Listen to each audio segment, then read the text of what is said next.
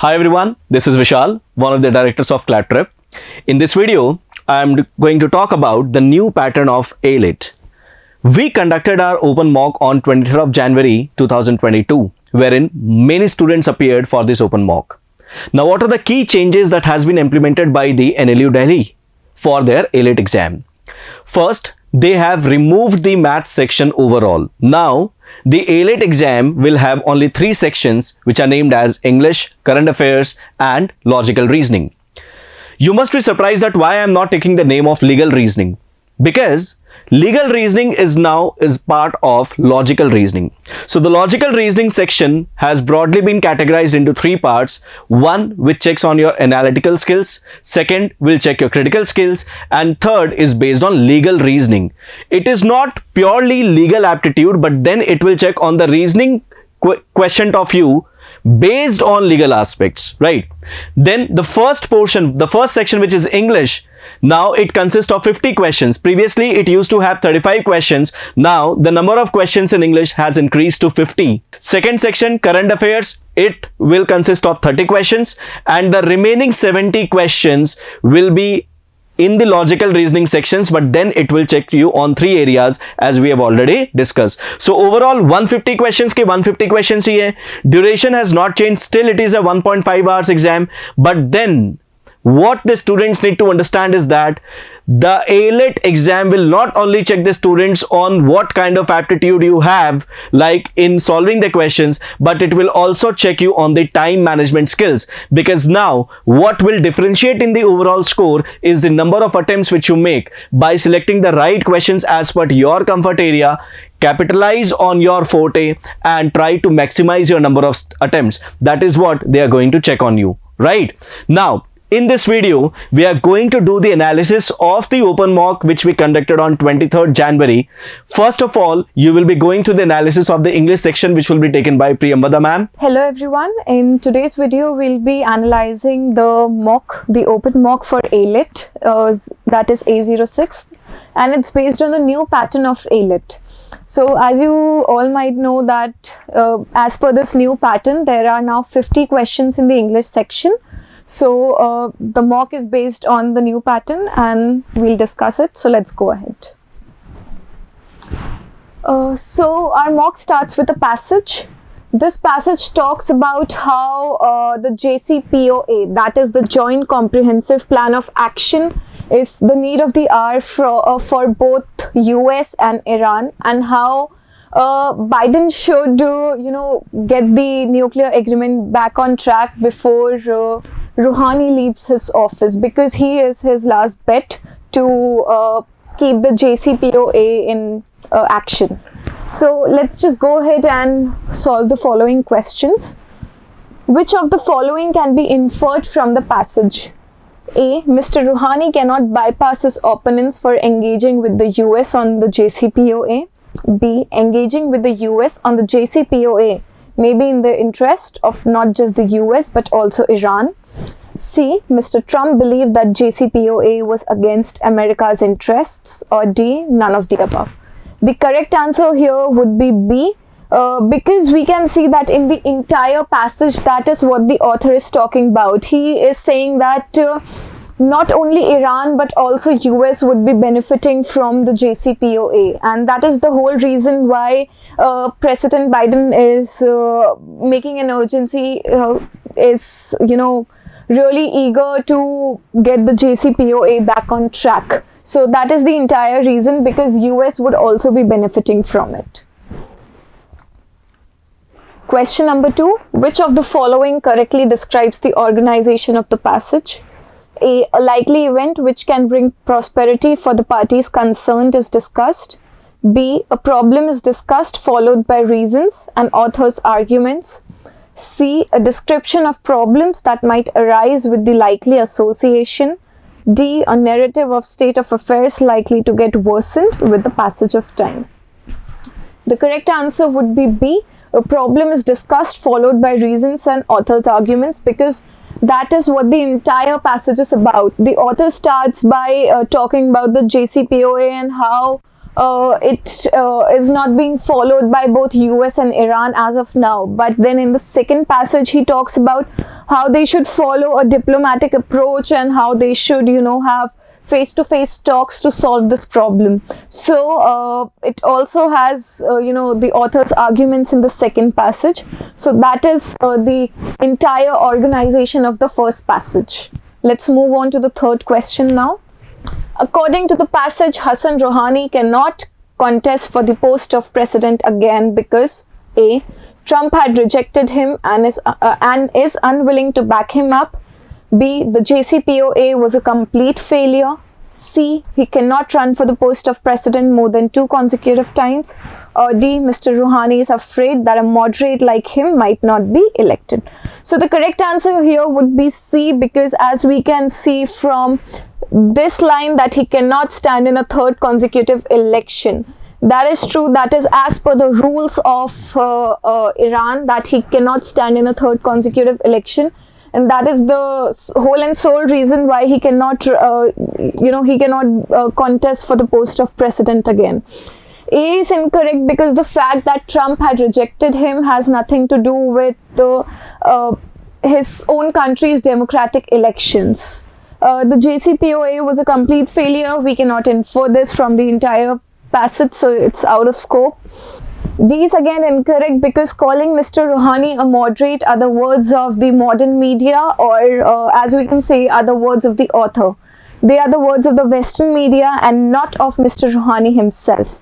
So again, this option becomes incorrect. The correct option would be C. Let's move on. What is the main idea behind the passage? A. Iran and Iraq are the axis of evil. B. US wants to scuttle Iran's nuclear program and Iran wants relief from sanctions. C. Biden needs to seal the nuclear deal before hardliners gain the upper hand in Iran. Or D. EU's efforts to organize direct US-Iran talks are unsuccessful. A is incorrect because again this is George Bush's views. It is not a fact that is stated. Alright. B is again incorrect because although it is an idea mentioned in the passage, but that is not the entire idea of the passage. The passage talks about more. This is incomplete. This is correct because that is the correct idea behind the passage. The real deal is that the US president needs to he needs to seal this nuclear deal before Rouhani is gone from the office, and there are other people that are elected that would not approve of this particular deal. The EU's efforts to organize, again this is a fact that is mentioned in the passage, but this is not the entire idea of the passage. This is hence only C is the correct option. Which of the following does the passage not discuss? The US president's urgency to get back to the deal. B. The fact that US betrayed Iran even though Iran cooperated in the war against Taliban. C. The assassination of Qasem Soleimani by US was on unhumanitarian grounds. D. Even though both parties look forward to the agreement, direct talks have been unsuccessful so far. So A, B and D, they are all mentioned in the entire paragraph. This is a pretty easy paragraph to understand. So you'll find all these 3 mentioned here. Even though the passage talks about the assassination, it does not say that the passage was on unhumanitarian grounds. This is something that is not mentioned in the passage itself. Hence, this is the correct option. Which of the following can be concluded from the passage? Both the countries will follow a diplomatic approach to find a middle road. Iran is part of an axis of evil. Iran wants consistency in the policy because its economy is suffering due to the COVID-19 outbreak. Or D, none of the above. Okay, so option A is the suggestion that is given by the author. It is not a fact that we can conclude from the passage itself. It's just a suggestion that the author is giving. Again, B, as discussed about previously, it is just an idea that is, framed by the previous US President George Bush. C is incorrect because although Iran wants consistency in the policy, it is not because of the fact that they are suffering economically due to the COVID-19 outbreak. This is not the reason why Iran wants consistency in the policy. So D, none of the above. Now let's move to the next questions. The passage is now complete. Okay, directions for questions 7 and 8. In the following questions, a sentence has been given which is divided into 4 parts. Find the part which has an error. If there is no error, mark D as your answer. Burger King's recent advertising campaign, which involved a surreal and bizarre king presenting enormous breakfast sandwiches, was more successful than both McDonald's and Burger Truck. Okay, so over here the correct answer would be C. C is this particular sentence is the incorrect one. The reason behind that is that we are comparing the advertising campaign of Burger King to the advertising campaign of Burger Trucks and that of the McDonald's. We are not comparing the advertising campaign to Burger Truck. Let's move on to the next question now, that is the 8th one. The recent rise in the stock market suggests that consumer confidence is improving and that the economy may finally be recovering from one of the worst recessions in the last century. But the persistent levels of high unemployment indicate that the situation may not be that rosy. Okay, so this sentence is absolutely correct. There are no errors. So whenever you find complex sentences, it is better to divide them and reframe them for your ease so that you can easily see whether it's incorrect or not. The correct approach here would be going by saying that the recent rise suggests that it is true.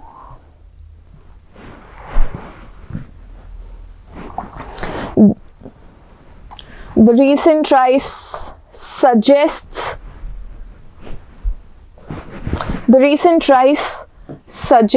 that it is true, and that this is true. I mean, divide these sentences, then say that but, here comes your but. So this entire sentence is correct. The structure is fine. It is following a correct grammatical structure. So let's just move on now.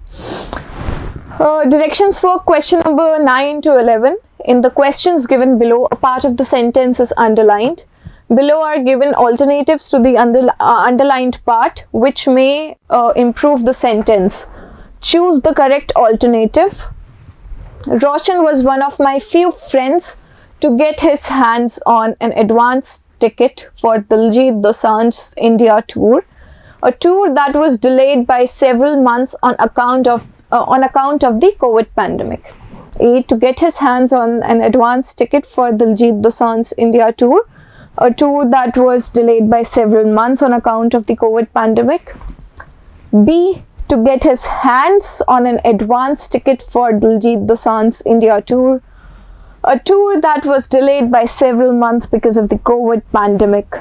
C. To get their hands on an advance ticket for Diljit Dosanjh's India tour, a tour that was delayed by several months on account of the COVID pandemic.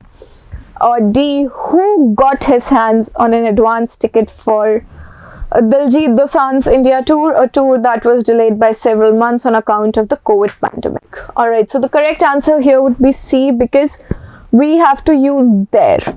There would be the correct structure here, since he is talking about one of my few friends.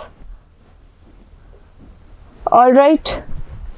So we need to make sure that the correct pronoun is used here. There is in reference to friends. So we need to make sure that the correct pronoun is used here. So this would be the correct option.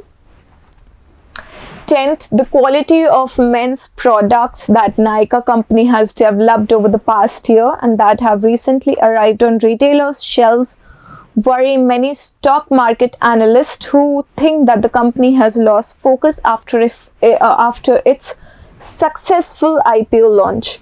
So the correct answer here would be C, because we first of all we have to see that there is correct verb usage.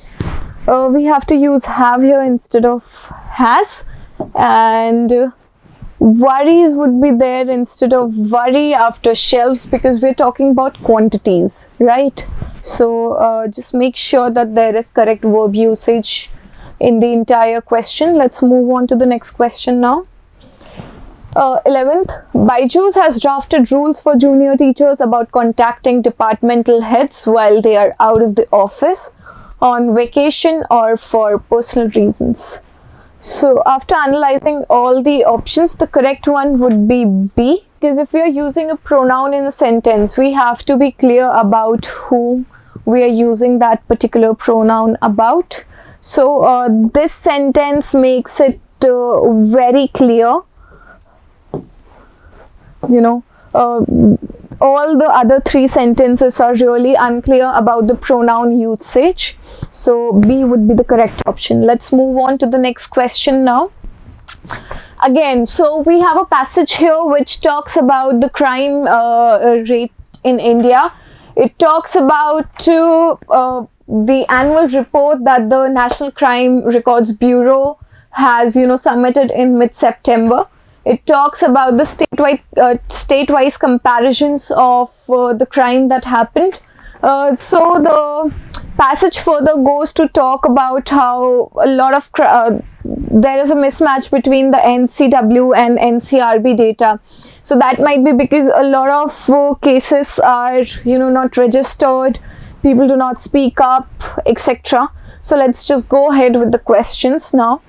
12th, as per the passage, which of the following is true about the annual reports Crime in India released by the National Crime Records Bureau?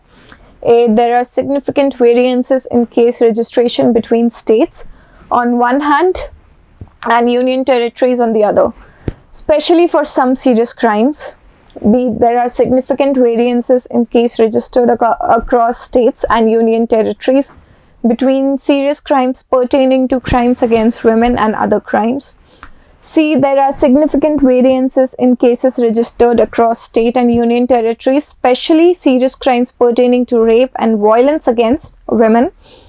Or D, there are significant variances in case registration and case solving in various states and union territories, especially for crimes against women.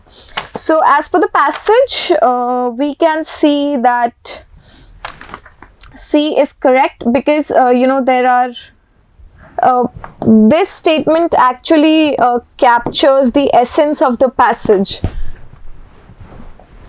This captures truly the report that is submitted, the true essence behind the report that is submitted by the NCRB. The other three do not do so. We can see that this option compares states and union territories, which is not the idea of NCRB. Alright, option B is again incorrect, because it compares data of serious crimes against women to data of other crimes, which is not the idea. Again, D is incorrect, because it talks about the contrast between case solving and case registration, which is again not the idea of the passage, or not the idea about the report of the NCRB. So option C is the correct one. Let's move on. 13th, author insinuates that the difference in crimes reported across states and union territories is because first, better crime reporting in places with high crime numbers in the report, or second, underreporting of crimes in places with low crime numbers in the report. Okay, option A, only one, is the correct option here. We can say so because This can be indicated by author's statement. These numbers as a reflection of better reporting. Alright, so we can infer point number 1 from this particular line over here. I want you to see this carefully. So we also talk about underreporting of crimes in the passage, but this is only about the domestic violence, not about the overall crimes. So again, this is incorrect. Only option A would be correct. Option 1 and A would be correct from these lines. Let's move on now. Which of the following is true as per the passage in respect to crimes against women? A majority of the crimes reported against women were perpetrated by husbands or relatives. B. This year saw the highest number of cases of domestic violence reported by police in last 10 years. C. A big reason for low incident of crime against women was the lockdown. Or D. The number of cases of crime against women registered by police remains stagnant.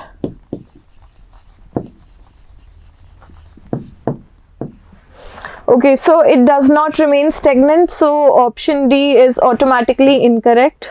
Option A is incorrect because the passage says that 30% of the crimes that were against women were done by husbands or relatives, which is not the majority. We cannot say that it's majority.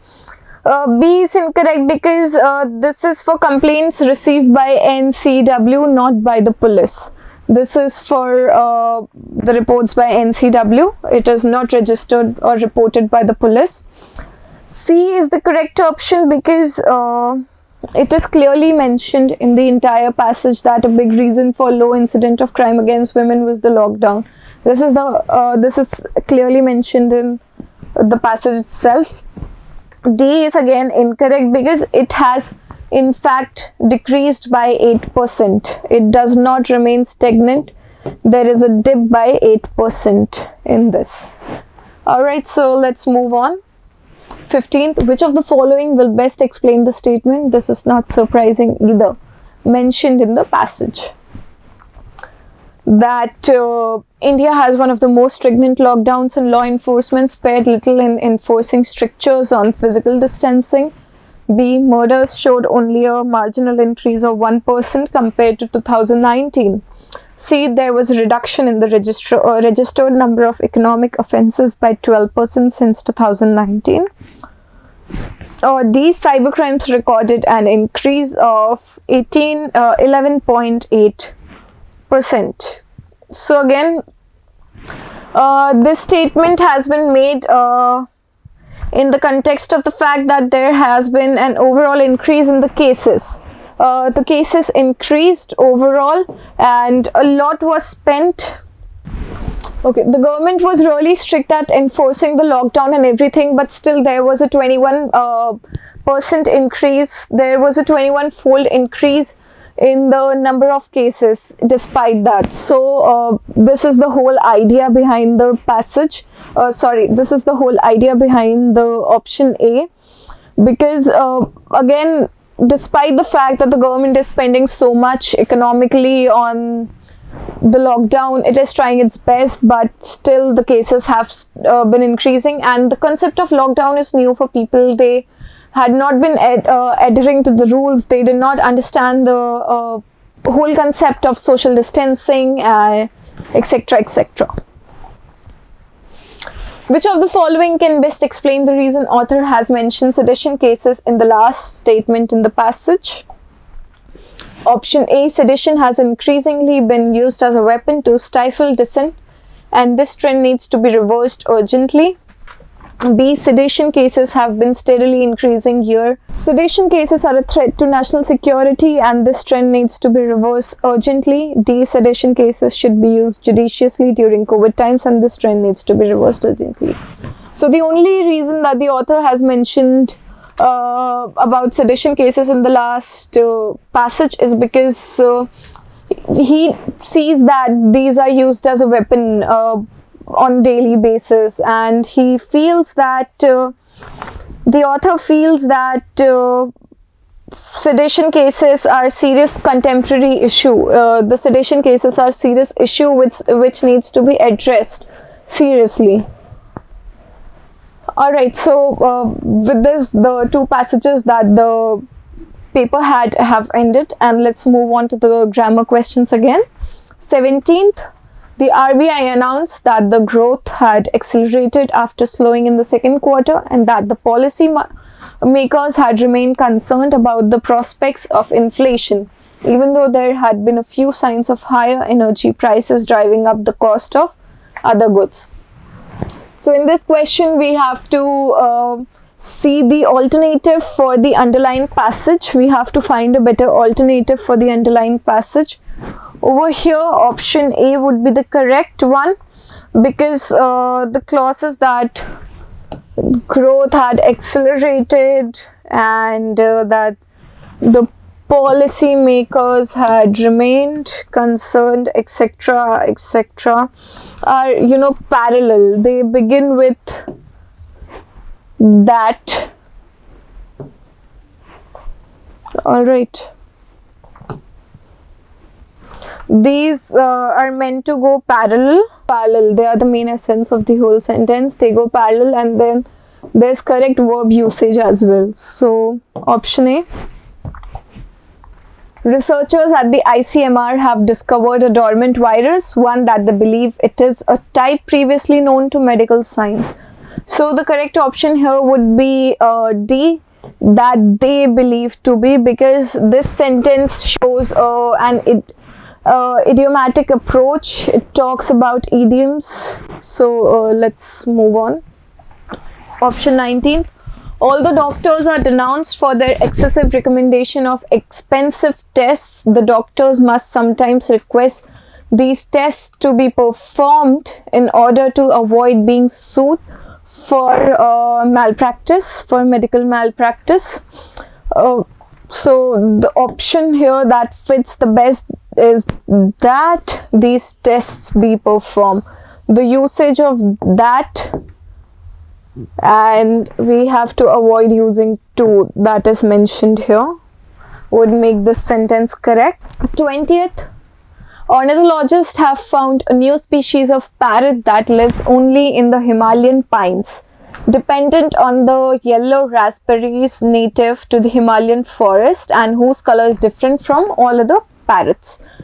So over here, the correct version, the better version would be B, because it makes a correct parallel structure which the rest of the three don't. So we can see that this particular sentence talks about the parrot, and it's it talks about the parrot overall. So it should follow a perfect parallel structure, which is done in option B. Okay, now question 21 to 25, directions for questions 21 to 25. Read the following questions and answer accordingly. 21st, choose the correct meaning similar to the word soporific. Alright, so the correct meaning here would be calmative. Alright, because calmative, because soporific clearly means something that has a tendency to induce sleepiness or drowsiness. Choose the word meaning similar to the word insatiable, that is unquenchable. Insatiable means something that, which cannot be fulfilled, which is impossible to satisfy. So the correct option here would be answer A. So to do these questions in a better manner, you have to increase your vocab skills. You need to make sure that your vocab skills are really good. The best way to do that is to, get to the root of the word as well. 23rd, choose the word meaning similar to the word unnerve. That would be option B, daunt. Unnerves means it refers to someone, to make someone to lose courage. Yes, to make someone to lose courage or confidence. Choose the word meaning similar to the word kerfuffle. That would be option C, would be the correct one over here. So kerfuffle generally refers to a fuss, especially that is created by conflicting views. Alright, a fuss that is created due to conflicting views. 25th, choose the word meaning similar to the word embargo. The correct option here would be option C. Embargo clearly means an official ban on trade or any other commercial activities. Alright. So to solve the vocab questions, the best way is to improve your vocab by getting to the root of the word. Alright, let's move on. Directions for the questions 26 to 29th. Column 1, that is ABC, contains the first half of a sentence. The concluding part of these sentences may be found in column 2, D, E and F. Choose the option that correctly that shows the correctly matched sentences. The combined sentences should be logically and grammatically correct. Article 370 of the Indian Constitution gave the special status to Jammu and Kashmir. Article 370 giving special status to Jammu and Kashmir. See, the Jammu and Kashmir Reorganization Act 2019 was passed by the Parliament. So now we have to match this to this. Let's see what option would be the best. D was drafted in part 21st of the Indian Constitution titled Temporary, Transitional and Special Provisions. E is a special region administered by the India as Union Territory. F, a region located in the northern part of the Indian subcontinent. So A could clearly be matched to F and B can clearly be matched to D. Article 370 giving special status to Jammu and Kashmir was drafted etc. If we'll see the sentences, they are actually correctly pairing. These are correctly matching. They make logical and grammatical sense as well. So B would be correct. C and E, these cannot be paired. These cannot be paired to any of these sentences, since it would not make any logical or grammatical sense. So let's move on. That's the same. The pattern is same as per the previous question. The China-United States trade war. B, the Trump administration. C, US President Donald Trump in January 2018. D, who believes that unfair trade practices damage America's interests, began setting tariffs and other trade barriers on China. Is an ongoing economic conflict between China and the United States. F, advocating tariffs to eliminate the US trade deficit and promoting domestic manufacturing. Okay, we'll see none of these sentences make sense. I mean, when we pair them, none of these make sense. So D, none of the above. These are not correct grammatically or logically when we combine these sentences. Okay, let's move on to 28. I'll just read out the correct sentences. What should be the correct sentences? Alright, so I'll just read out the sentences that make sense together. UEFA European Championship, which was postponed from 2020 to 2021 because of the COVID pandemic, will finally be starting from June 12, 2021. So AD makes sense. The tournament will be held across 11 different cities of Europe, which is a record in the 60-year history of the tournament. B and F together makes sense. Alright, there are 24 teams participating in the competition, divided into 6 groups of 4 teams each, with some of the strongest sides in France, Germany, Portugal in Group F. So C and E makes sense together. So the correct option would be AD, BF and CE. Let's move on. I'll again read out the correct options for you. That would be the better. I'll make some correct sentences here. The group of 7G7 is an intergovernmental political. The group of 7G7 is an intergovernmental political forum consisting of Canada, France, Germany, Italy, Japan and United Kingdom, the United Kingdom and the United States. So A, F together makes sense. The G7 accounts for close to 60% of global net worth and for about 770 million people, or 10% of the world's population. Again, C, D makes sense. B and E together or with other sentences really don't make any sense. Let's move on. So these are parajumbles. The following question consists of 4 statements labeled A, B, C and D. Respectively, which when logically arranged form a coherent passage. Choose the option that represents the most logical order. So over here, I will read out the entire so directions for question 30 to 32. The following questions consist of 4 statements labeled A, B, C and D. Respectively, which when logically arranged form a coherent passage. Choose the option that represents the most logical option. So this entire passage is parajumbles.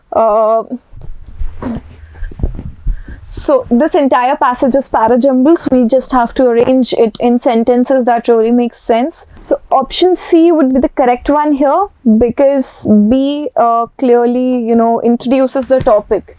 It is the perfect statement to begin the topic with. Then D further dives in the topic. D explains the topic a bit much. A is in contrast with D, so it's very clear that A might follow D. Alright, and then C follows. So B, D, A, C would be the correct option. This would be the correct sequence. Let's move on. So in 31st, we can see that D introduces the topic correctly. D is the correct introduction for the topic. Then B will follow D. B should, once you will read the statement, you will get to know that definitely B should follow D. B should be the one that's following D. Then A should follow B, because B has details of sets played in the match. Alright, so definitely A should follow it. So then obviously D, B, A, C, that would be the correct option. Let's move on now. So over here the correct option would be A, C, D, A, B.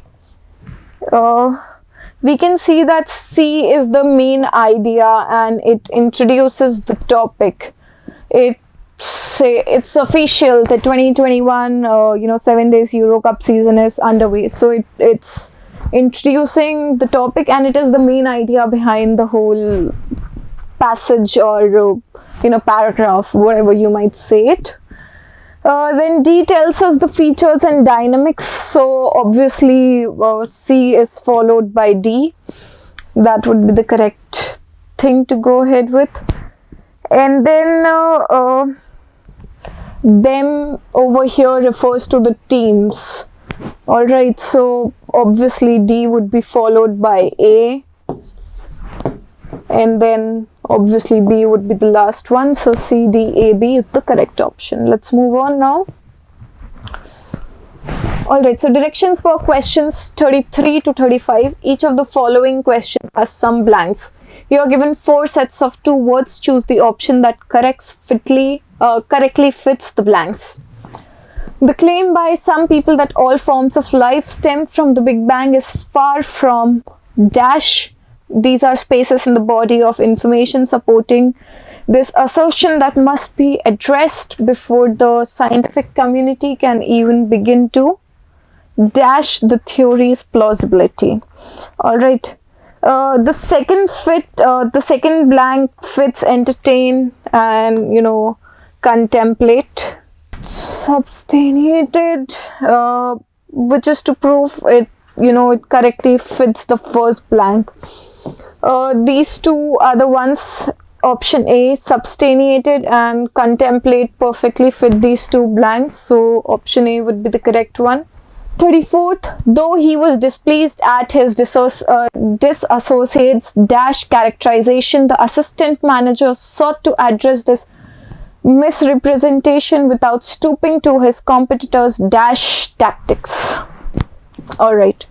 So over here we can see that both unscrupulous and devious, they completely fit the second blank. These would be the correct words. These two completely fit the second blank. But Libious is the only word that would actually fit the first blank correctly. Libious refers to defamatory. Libious means defamatory. So this is the only one that would fit the first blank. Although we can see that these two correctly fit the second blank, that would be fine. Once you walk through the dash path that the great people traverse to reach the summit of success, you are sure to shed the fear of the dash future. All right. So as we can see that in this sentence, the context is the path traversed by great men.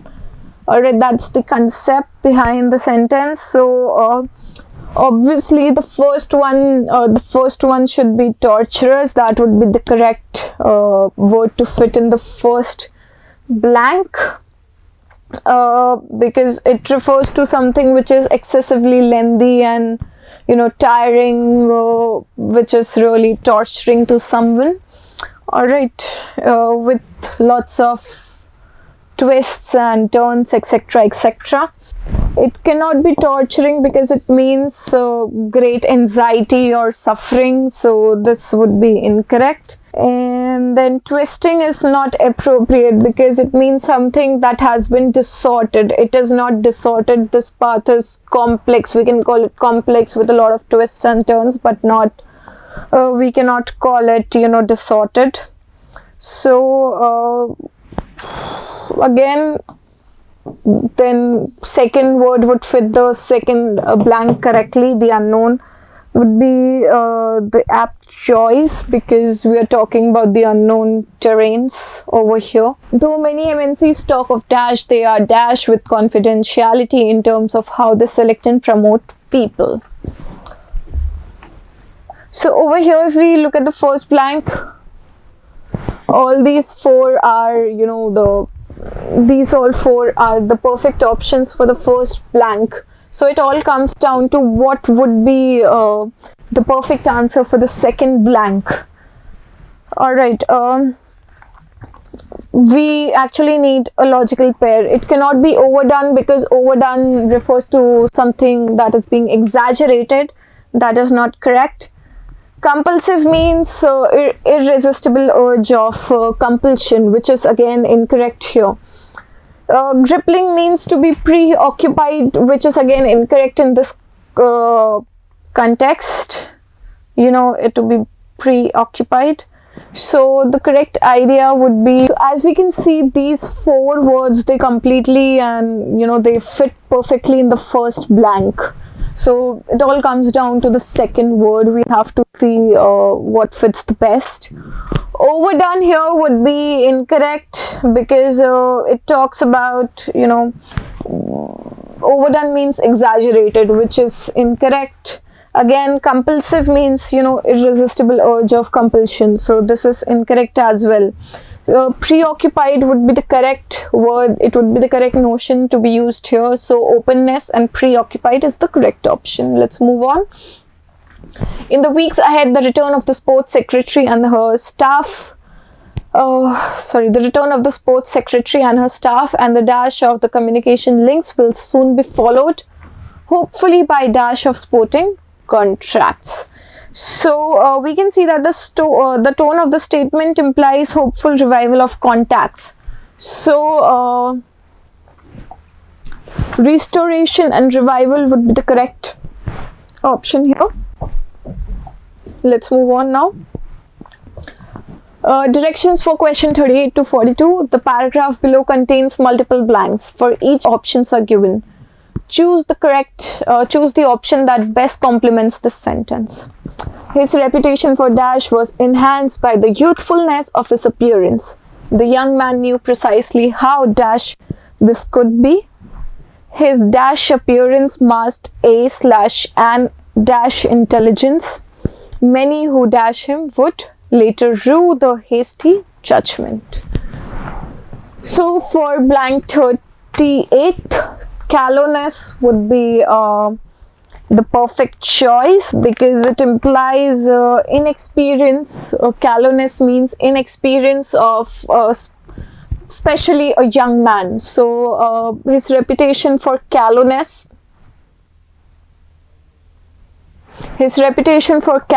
was enhanced by the youthfulness of his appearance. This sentence makes perfect sense. Let's talk about the next blank, 39, superficial unfair advantages or harmful. The young man knew precisely how advantageous this could be because in this particular sentence, people would be tempted to take him lightly because of his youthful looks, but he knows how to make the perfect use of that. Blank number 40th, his dash appearance masked his juvenile appearance. Because we're talking about the youthful appearance, so juvenile would be the correct word here. Moving on, 41st blank, a formidable intelligence. All right. Because this sentence implies a contrast between his youthful looks and his intelligence. So that would be his formidable intelligence. Moving on, many who overestimated him would later rue their hasty judgment. Alright, because people who took him lightly would, later rue their hasty judgment. They would feel sorry for themselves for judging him. 3rd to 47, identify the correct meaning of the following phrases. This is quite easy. I don't think any explanations are needed in this. Cold turkey means to abruptly give up a habit. Alright. 44th, throw a spanner in the works. It means to prevent a plan from succeeding.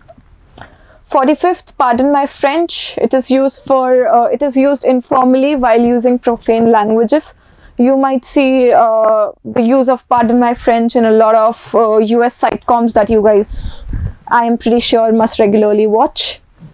46th, more holes than Swiss cheese. That means a lot of problems. Mum's the word means I will not speak of this to anyone else. That means I'll keep it a secret. Alright, so now you have to choose the option closest in the meaning to the following words. You have to find the synonyms. Philistine means unsophisticated. Scrupulous means circumspect. Desultory refers to something that is purposeless. So the last section, it really depends on your vocab skills and how thorough you are with the usage of various idioms, etc., various figures of speech. This was the complete analysis of A06, which was an open mock, and I'm pretty sure most of you did well because this paper was of moderate level. If you guys are thorough with your grammar and your vocab, this paper might have been quite easy for you guys.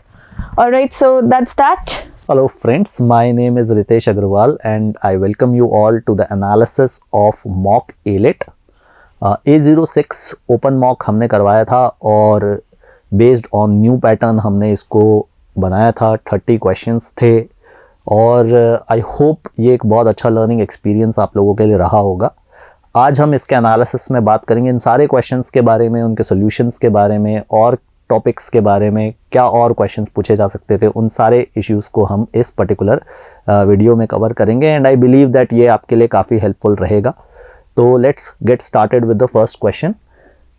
देखो पहला question central information commission के ऊपर है और basically statement based question है जिसमें आपसे पूछा गया है कि इनमें से कौन सा स्टेटमेंट करेक्ट है.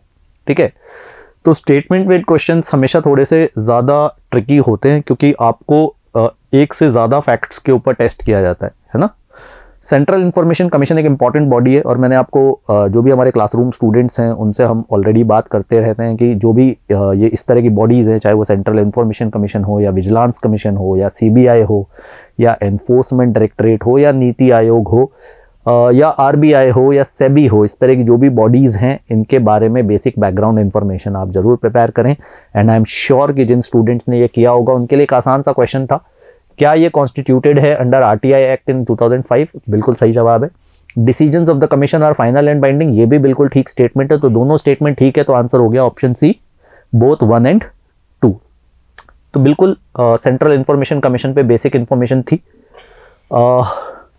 रोशनी act of Jammu Kashmir news में था क्यों? अब देखो, रोशनी एक्ट जो है वो बेसिकली जम्मू एंड कश्मीर में एक बहुत पॉपुलर एक्ट है जो अभी न्यूज़ में रहा था, जिसमें जो अनऑथोराइज्ड लैंड है और उसके जो ऑक्यूपेंट्स हैं उनको ओनरशिप राइट्स दिए जा रहे हैं in lieu of payment, and this money will be utilised by the state government to basically provide electricity using hydroelectric power projects. तो जो करेक्ट आंसर था, ना तो प्रोवाइडिंग प्रोटेक्शन टू विमेन था। देखो, रोशनी जो है ना, नाम से ऐसा लगता है कि कहीं ना कहीं आप कुछ विमेन एम्पावरमेंट के लिए कर रहे हो, तो कुछ गर्ल चाइल्ड के एजुकेशन के लिए कर रहे हो या विमेन प्रोटेक्शन के लिए कर रहे हो, बट एक्चुअली जो इसका सही आंसर है वो हाइड्रो इलेक्ट्रिक पावर प्रोजेक्ट्स है। तो जिन लोगों ने रोशनी एक्ट के बारे में पढ़ा होगा, ये फेयरली ईजी क्वेश्चन था। Central bank digital currency, again multiple times जुलाई करंट अफेयर्स से लेकर के अभी तक जो है सेंट्रल बैंक डिजिटल करेंसी कई बार हमने अलग अलग फोरम्स में पूछा भी है और ये टॉपिक न्यूज़ में रहा भी है, क्योंकि बीच में क्रिप्टो करेंसी के लेकर के बहुत बात हो रही थी। विंटर सेशन में क्रिप्टो करेंसी रेगुलेशन बिल को लेकर के बात होने को लगी थी, ठीक है। तो basically central bank digital currency क्या एक लीगल टेंडर होता है? लीगल टेंडर मतलब जो RBI इश्यूड बेसिकली करेंसी होती है उसे हम लीगल टेंडर कहते हैं। Issued by a central bank in a digital form, बिल्कुल वही होने वाला है। It is exchangeable 1-to-1 with the fiat currency, yes, ये भी पॉसिबल है, बिल्कुल ये भी एक फीचर होने वाला है। इसीलिए तो इसको हम सेंट्रल बैंक डिजिटल करेंसी कहते हैं, क्योंकि इसको रेगुलेट, इस पे RBI का अप्रूवल है, इसे आप फिएट करेंसी के साथ एक्सचेंज कर सकते हैं। डिजिटल करेंसी है और authorised digital currency, this is the difference between the unregulated currencies like bitcoin and other crypto currencies, है ना। तो करेक्ट आंसर क्या होगा? ऑप्शन सी, बोथ 1 and 2 इसका सही आंसर होगा। 54th क्वेश्चन सिटीजनशिप को लेकर के, तो पॉलिटी का बैकग्राउंड अगर आप थोड़ा बहुत सिटीजनशिप के बारे में जानते हैं, and it is largely about losing citizenship. Generally acquiring citizenship तो सब लोग पढ़ लेते हैं कि किन ग्राउंड्स पे आप सिटीजनशिप एक्वायर कर लेते हो, but you also should know about how your citizenship can be lost. तो क्या जो हम नॉर्मली ग्राउंड्स कहते हैं, रिनंसिएशन, टर्मिनेशन और डेप्रिवेशन, इन 3 ग्राउंड्स पे आप अपने सिटीजनशिप लूज कर सकते हो। तो पहले रिनंसिएशन पे पॉइंट है कि any citizen of India full age and capacity can make a declaration renouncing Indian citizenship. आप सिटीजनशिप छोड़ना चाहते हो, आप रिनाउंस कर सकते हो, बिल्कुल सही है फर्स्ट स्टेटमेंट। और अगर आप किसी और कंट्री की सिटीजनशिप एक्वायर करते हो, तो इंडिया में सिंगल सिटीजनशिप का कॉन्सेप्ट है, डुअल सिटीजनशिप का कॉन्सेप्ट नहीं है। तो अगर जैसे ही आप किसी दूसरी कंट्री की सिटीजनशिप एक्वायर करते हो तो आपकी ऑटोमेटिकली सिटीजनशिप टर्मिनेट हो जाती है। तो टर्मिनेशन के अंडर ये क्लॉज आता है, लेकिन this provision does not apply during the times of war. तो ये कंडीशन दी हुई है। इनफैक्ट इवन जो आप पहले वाला पॉइंट है रिनंसिएशन का, वो भी प्रोविजन वॉर के टाइम पे अप्लाई नहीं होता है। तो दोनों जो स्टेटमेंट्स हैं 1 and 2 सही है। थोड़ा सा ट्रिकी वॉर वाला कॉन्सेप्ट डाल करके इसे बनाया गया है, अदरवाइज ये फेयरली इजी क्वेश्चन हो सकता था। बारबाडोस अभी न्यूज़ में था क्योंकि लेटेस्ट रिपब्लिक बना है, ठीक है। आज़ाद बहुत पहले हो चुका था, बट मोनार्की फॉलो कर रहा था जो क्वीन ऑफ इंग्लैंड के थ्रू। अभी ये रिपब्लिक हो गया है, नए प्रेसिडेंट आई सेंट्रा मेसन। तो यहाँ पूछा गया कि उसकी जोग्राफिकल लोकेशन कहाँ है। तो बारबाडोस, अगर आप लोगों को थोड़ा बहुत आइडिया है कैरेबियन आइलैंड्स के बारे में, बहुत फेयरली इजी क्वेश्चन था। कैरेबियन सी में बारबाडोस है। पाइका रेबेलियन, देखो ये अगेन हमने कई बार बात की है कि मॉडर्न हिस्ट्री के कुछ कॉन्सेप्ट्स ऐसे हैं जो इस साल न्यूज़ में, और ये हमसे पूछा जाता है कि सर क्या हिस्ट्री की कोई रेलेवेंस है क्लैट में जब करंट अफेयर्स पे फोकस है। तो अगेन वो टॉपिक्स जो किसी न किसी वजह से करंट अफेयर्स में रहे हैं और जिसका हिस्टोरिकल कॉनोटेशन है वो इंपॉर्टेंट हो सकते हैं। अब चाहे वो वीर बाल दिवस अभी आपने रिसेंटली देखा 26 दिसंबर को डिक्लेयर किया गया, तो अब आपको 4 साहिबजादे और गुरु गोविंद सिंह जी के बारे में पढ़ना होगा, या अगर आप साबरमती आश्रम रिवैम्प के बारे में बात कर रहे हैं, या आप जलियांवाला बाग म्यूजियम को रिस्टोर करने के बारे में बात कर रहे हैं, या आप पाइका रेबेलियन के बारे में बात कर रहे हैं, तो ये इंपॉर्टेंट टॉपिक्स हैं जो मॉडर्न हिस्ट्री के पार्ट है लेकिन करंट अफेयर्स में है, तो आपको पढ़ना पड़ेगा। पाइका विद्रोह उड़ीसा में हुआ था। रिवोल्ट 1817 में शुरू हुआ था, 1819 तक चला था और उसे सप्रेस कर दिया गया था।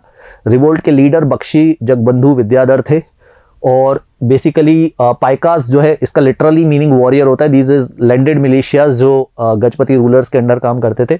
It was an armed rebellion against British east India company rule in Odisha. दोनों स्टेटमेंट्स अपनी जगह ठीक है, 1 and 2 ओनली। तो अगर आप थोड़ा बहुत देखो, ये न्यूज़ में क्यों था, क्योंकि हाल ही में गवर्नमेंट ने कहा कि इसे एनसीईआरटी क्लास 8th की बुक में केस स्टडी के तौर पे डाला जाएगा और first war of Indian independence का स्टेटस इसे नहीं दिया जाएगा। तो ये फेयरली न्यूज़ में था, करंट अफेयर बेस्ड क्वेश्चन है। आई एम श्योर ये आप लोगों ने कर लिया होगा। आंसर ऑप्शन बी होगा। देखो, सेंसस इस साल न्यूज़ में है और बहुत सारी वजहों से न्यूज़ में, ठीक है। कास्ट सेंसस काफ़ी न्यूज़ में था। आपको पता है बिहार अपना खुद का कास्ट सेंसस करवा रहा है इस साल। 2021 में इस साल सेंसस भी ड्यू था। पिछले साल 2011 में लास्ट सेंसस हुआ था, फिर 2021 में ड्यू था। अब 2021 में नहीं हो पाया तो 2022 में होगा शायद, और सितंबर तक की पॉसिबिलिटी उसकी बताई जा रही है। तो ये सेंसस एक हॉट टॉपिक है, इंपॉर्टेंट टॉपिक है, ये सभी लोगों को पता है। आई एम श्योर सेंसस के बारे में बेसिक फैक्ट्स आप लोगों ने पढ़े हुए हैं, हमने पढ़ाए भी हैं, ठीक है। तो census provides a portrait of Indian population. Demographic survey होता है, इंडियन पॉपुलेशन के बारे में सारी डिटेल्स आपको बताता है। Number of people, male female, literacy वगैरह XYZ आपको पता है सारी चीज़ें। While the SECC is a tool to identify beneficiaries of state support. तो पहला स्टेटमेंट बिल्कुल ठीक है। जो सोशो इकोनॉमिक कास्ट सेंसस था वो बेसिकली बेनिफिशियरीज को आइडेंटिफाई करने के लिए था, सोशो इकोनॉमिक इंडिकेटर्स के ऊपर बनाया गया था। Every census is independent From 1951 to 2011 has published data on scheduled caste and scheduled tribe but not on other caste। ये भी बिल्कुल ठीक है। ये कॉन्स्टिट्यूशनल रिक्वायरमेंट है कि आपको SC ST का डेटा कलेक्ट करना है, बट बाकी कास्ट का डेटा कलेक्ट नहीं किया जाता, तो ये भी बिल्कुल ठीक है। SECC 2011 was the first caste based census since 1931। तो देखो, आखिरी कास्ट बेस्ड सेंसस प्रैक्टिकली 1931 में हुआ था जिसका डेटा पब्लिश हुआ। 2011 में फिर कास्ट बेस्ड डेटा कलेक्ट किया गया, मगर वो डेटा कभी पब्लिश हुआ ही नहीं। तो ये बिल्कुल सही स्टेटमेंट है कि 1931 के बाद में देखा जाए तो ये कोशिश सिर्फ 2011 में एक बार की गई थी। तो करेक्ट आंसर क्या हो गया फिर? ऑप्शन 1, 2 एंड 3 तीनों स्टेटमेंट्स बिल्कुल ठीक है। 58th क्वेश्चन राज्यसभा के बारे में है। पार्लियामेंट अगेन पॉलिटी का स्टैटिक क्वेश्चन कह सकते हैं इसको। पहला कहता है representative of states in Rajya Sabha are elected by elected as well as nominated members of state legislative assemblies. तो अगर थोड़ा बहुत आप लेजिस्लेचर के बारे में पॉलिटी आपने पढ़ा है तो आप आइडेंटिफाई कर पाएंगे कि ये स्टेटमेंट गलत है कि राज्यसभा मेंबर्स को सिर्फ इलेक्टेड मेंबर्स चुनते हैं, नॉमिनेटेड मेंबर्स नहीं वोट करते, ठीक है। तो जो करेक्ट आंसर है ये स्टेटमेंट गलत है। दूसरा स्टेटमेंट क्या कहता है? 4th schedule of the constitution deals with the allocation of seats in Rajya Sabha. ये बिल्कुल ठीक है, 4th शेड्यूल इसी चीज से डील करता है। तो पहला स्टेटमेंट गलत है, दूसरा स्टेटमेंट सही है। तो आंसर क्या हो गया? 2 only. Which of the following objectives is not embodied in the preamble? अब देखो, प्रीएम्बल अगेन इस साल काफी न्यूज में आप लोगों ने थोड़ा बहुत पढ़ा होगा कि अभी विंटर सेशन में भी प्रीएम्बल को अमेंडमेंट करने के लिए भी एक प्राइवेट मेंबर बिल आया था। और प्रीएम्बल वैसे भी पॉलिटी का एक इंपॉर्टेंट टॉपिक रहता है और आसान टॉपिक है मेरी नज़र में। प्रीएम्बल जो है वो पूरा, अगर उसके बारे में सारी इंफॉर्मेशन देखी जाए तो 2-3 पेजेस में कवर की जा सकती है। लेकिन प्रीएम्बल का टेक्स्ट आपके माइंड में क्लियर होना चाहिए। We the people of India, ठीक है, बहुत स्टैंडर्ड टेक्स्ट है। अब इसमें क्या पूछा गया कि प्रीएम्बल में से इनमें से कौन सा ऑब्जेक्टिव जो है वो एम्बॉडीड नहीं किया गया। तो अगर आप लिबर्टी वाली लाइन को देखोगे तो उसमें लिबर्टी ऑफ थॉट दिया हुआ है, एक्सप्रेशन दिया हुआ है, बिलीफ दिया हुआ है, फेथ दिया हुआ है, वर्शिप दिया हुआ है, ठीक है। इकोनॉमिक लिबर्टी जैसा कोई कॉन्सेप्ट दिया हुआ नहीं है। तो ऑप्शन बी जो है वो इसका हिस्सा नहीं है। ऑप्शन बी जो है वो गलत है।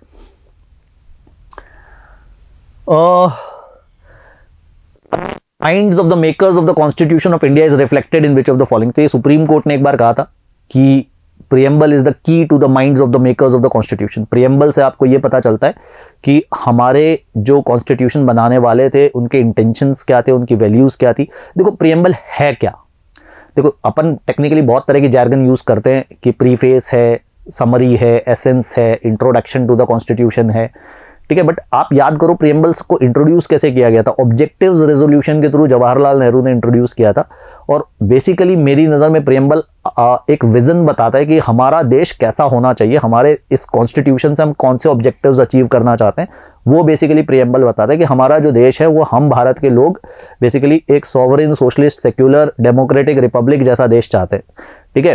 तो बेसिकली ये भारत को कैसा होना चाहिए, उसके जो मेकर्स थे, कॉन्स्टिट्यूशन के मेकर्स थे, उनका क्या विजन था, उसके बारे में बताता है। इसीलिए ये जो है करेक्ट आंसर है कि जो mind of makers of constitution जो रिफ्लेक्ट करता है वो प्रीएम्बल में करता है। ये स्टेटमेंट बेस्ड क्वेश्चन बेसिकली लिया गया है। अब देखो एंटी डिफेक्शन लॉ पे क्वेश्चन है, एंटी डिफेक्शन लॉ भी अभी न्यूज़ में रहा था। एंटी डिफेक्शन लॉ है क्या? तो ये बेसिकली दल बदलू कानून, जिसको हम कहते हैं कि भैया अगर आप अपनी पार्टी चेंज करते हैं, आप इंडिपेंडेंट कैंडिडेट है फिर कोई पार्टी ज्वाइन कर लेते हैं, या किसी पार्टी से इलेक्ट हुए और फिर किसी और पार्टी को ज्वाइन करते हो, तो फिर उसमें क्या लीगल प्रोसीडिंग्स हो सकती है, उसको लेकर के एंटी डिफेक्शन लॉ बनाया गया है। तो क्या ये सिचुएशंस इंक्लूड करता है जिसमें एक इंडिपेंडेंट एमएलए किसी और पार्टी को ज्वाइन कर लेता है? बिल्कुल इंक्लूड करता है। क्या ये कॉन्स्टिट्यूशन के 52nd अमेंडमेंट एक्ट से आया है? बिल्कुल, ये भी बात ठीक है। तो बोथ 1 एंड 2 इस केस में दोनों स्टेटमेंट्स करेक्ट है। एंटी डिफेक्शन लॉ न्यूज़ में रहता है, पॉलिटी का स्टैंडर्ड इंपॉर्टेंट टॉपिक है, एंड आई एम श्योर आप लोगों ने पढ़ा होगा। Both 1 and 2 are correct. 1 country 2 systems approach, अब ये तो इस साल इतना ज़्यादा घिसा गया है ना, इतना ज़्यादा बात की गई है इसके बारे में कि देखो 1 कंट्री 2 सिस्टम्स का अप्रोच चाइना का अप्रोच है। तो इसी अप्रोच के तहत हांगकांग आप कहते हो या मकाऊ आप कह लो, तो 1 कंट्री 2 सिस्टम्स का उनका जो अप्रोच है कि भैया आपका अपना इकोनॉमिक पॉलिटिकल सिस्टम हो सकता है, but ultimately you are a part of Chinese mainland. ठीक है, वो जो अप्रोच है वो 1 कंट्री 2 सिस्टम अप्रोच है, जो हांगकांग में या मकाऊ में प्रैक्टिस किया जाता है, और जो ताइवान में भी प्रपोज किया गया था। बट ताइवान की जनता जो है वो they are sceptical about 1 country 2 systems approach, but Hong Kong and Macau में ये मामला चल रहा है।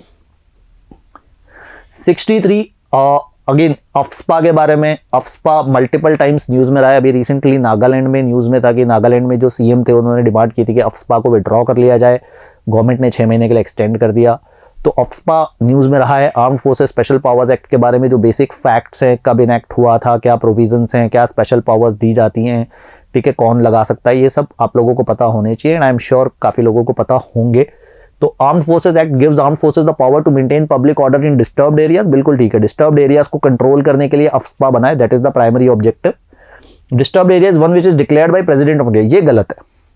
तो डिस्टर्ब्ड एरिया कौन डिक्लेयर करता है? या सेंट्रल गवर्नमेंट या स्टेट गवर्नर या यूटी एडमिनिस्ट्रेटर। ठीक है, तो प्रेसिडेंट का रोल इसमें होता नहीं है। तो करेक्ट आंसर क्या हो गया? 1 only. Option A is the correct answer. Which famous personality has been declared as Times Person of the Year? Joe Biden जो यूएस प्रेसिडेंट हैं, इलॉन मस्क, कमला हैरिस या जेफ बेजोस? तो करेक्ट आंसर इलॉन मस्क है। ये 1 liner question था। Time person of the year normally एक standard, आप ये मान लो कि 1 लाइनर क्वेश्चंस में एक इंपॉर्टेंट क्वेश्चन माना जाता है वैसे। ठीक है, अब इलॉन मस्क के बारे में थोड़ी बेसिक बैकग्राउंड इनको पता होगी। स्पेस एक्स के फाउंडर है, टेस्ला के बारे में आपको पता होगा। ठीक है, is considered as one of the great minds in our generation. ठीक है, तो इलॉन मस्क को Time person of the year declare किया गया था। United Nation High Commission for Refugees is hosting the global refugee forum along with which country? Again 1 liner question, the answer is Switzerland. Switzerland के साथ ये forum host की जा रही है। कौन से फेस्टिवल को यूनेस्को की कल्चरल हेरिटेज लिस्ट में लिया गया for the first time in Asia? ठीक है, तो ये अगेन बहुत न्यूज़ में रहा था। दुर्गा पूजा को पहली बार यूनेस्को की जो कल्चरल हेरिटेज लिस्ट है, इंटेंजिबल कल्चरल हेरिटेज लिस्ट है, उसमें दुर्गा पूजा को ये सम्मान दिया गया है। ऑलरेडी और भी कुछ चीज़ें हैं जो इंडिया से ऑलरेडी इस लिस्ट में हैं, बट फेस्टिवल के तौर पे देखा जाए तो पहला फेस्टिवल है जिसे एशिया में ये दिया गया। दुर्गा पूजा आप सभी को पता है कि वेस्ट बंगाल में बहुत धूमधाम से मनाई जाती है, और इसे इंटेंजिबल कल्चरल हेरिटेज लिस्ट में जगह मिली है यूनेस्को की।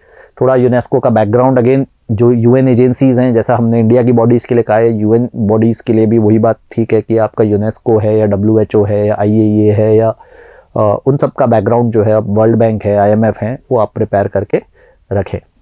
ठीक है, और यूनेस्को की जो भी इंपॉर्टेंट लिस्ट्स हैं, चाहे वो वर्ल्ड हेरिटेज लिस्ट है या इंटेंजिबल हेरिटेज लिस्ट है, उन लिस्ट्स के लिए भी वो बड़ी इंपॉर्टेंट लिस्ट है। उनमें अगर कोई इंडियन एडिशन होता है स्पेसिफिकली तो वो बड़ा इंपॉर्टेंट हमारे पर्सपेक्टिव से होता है।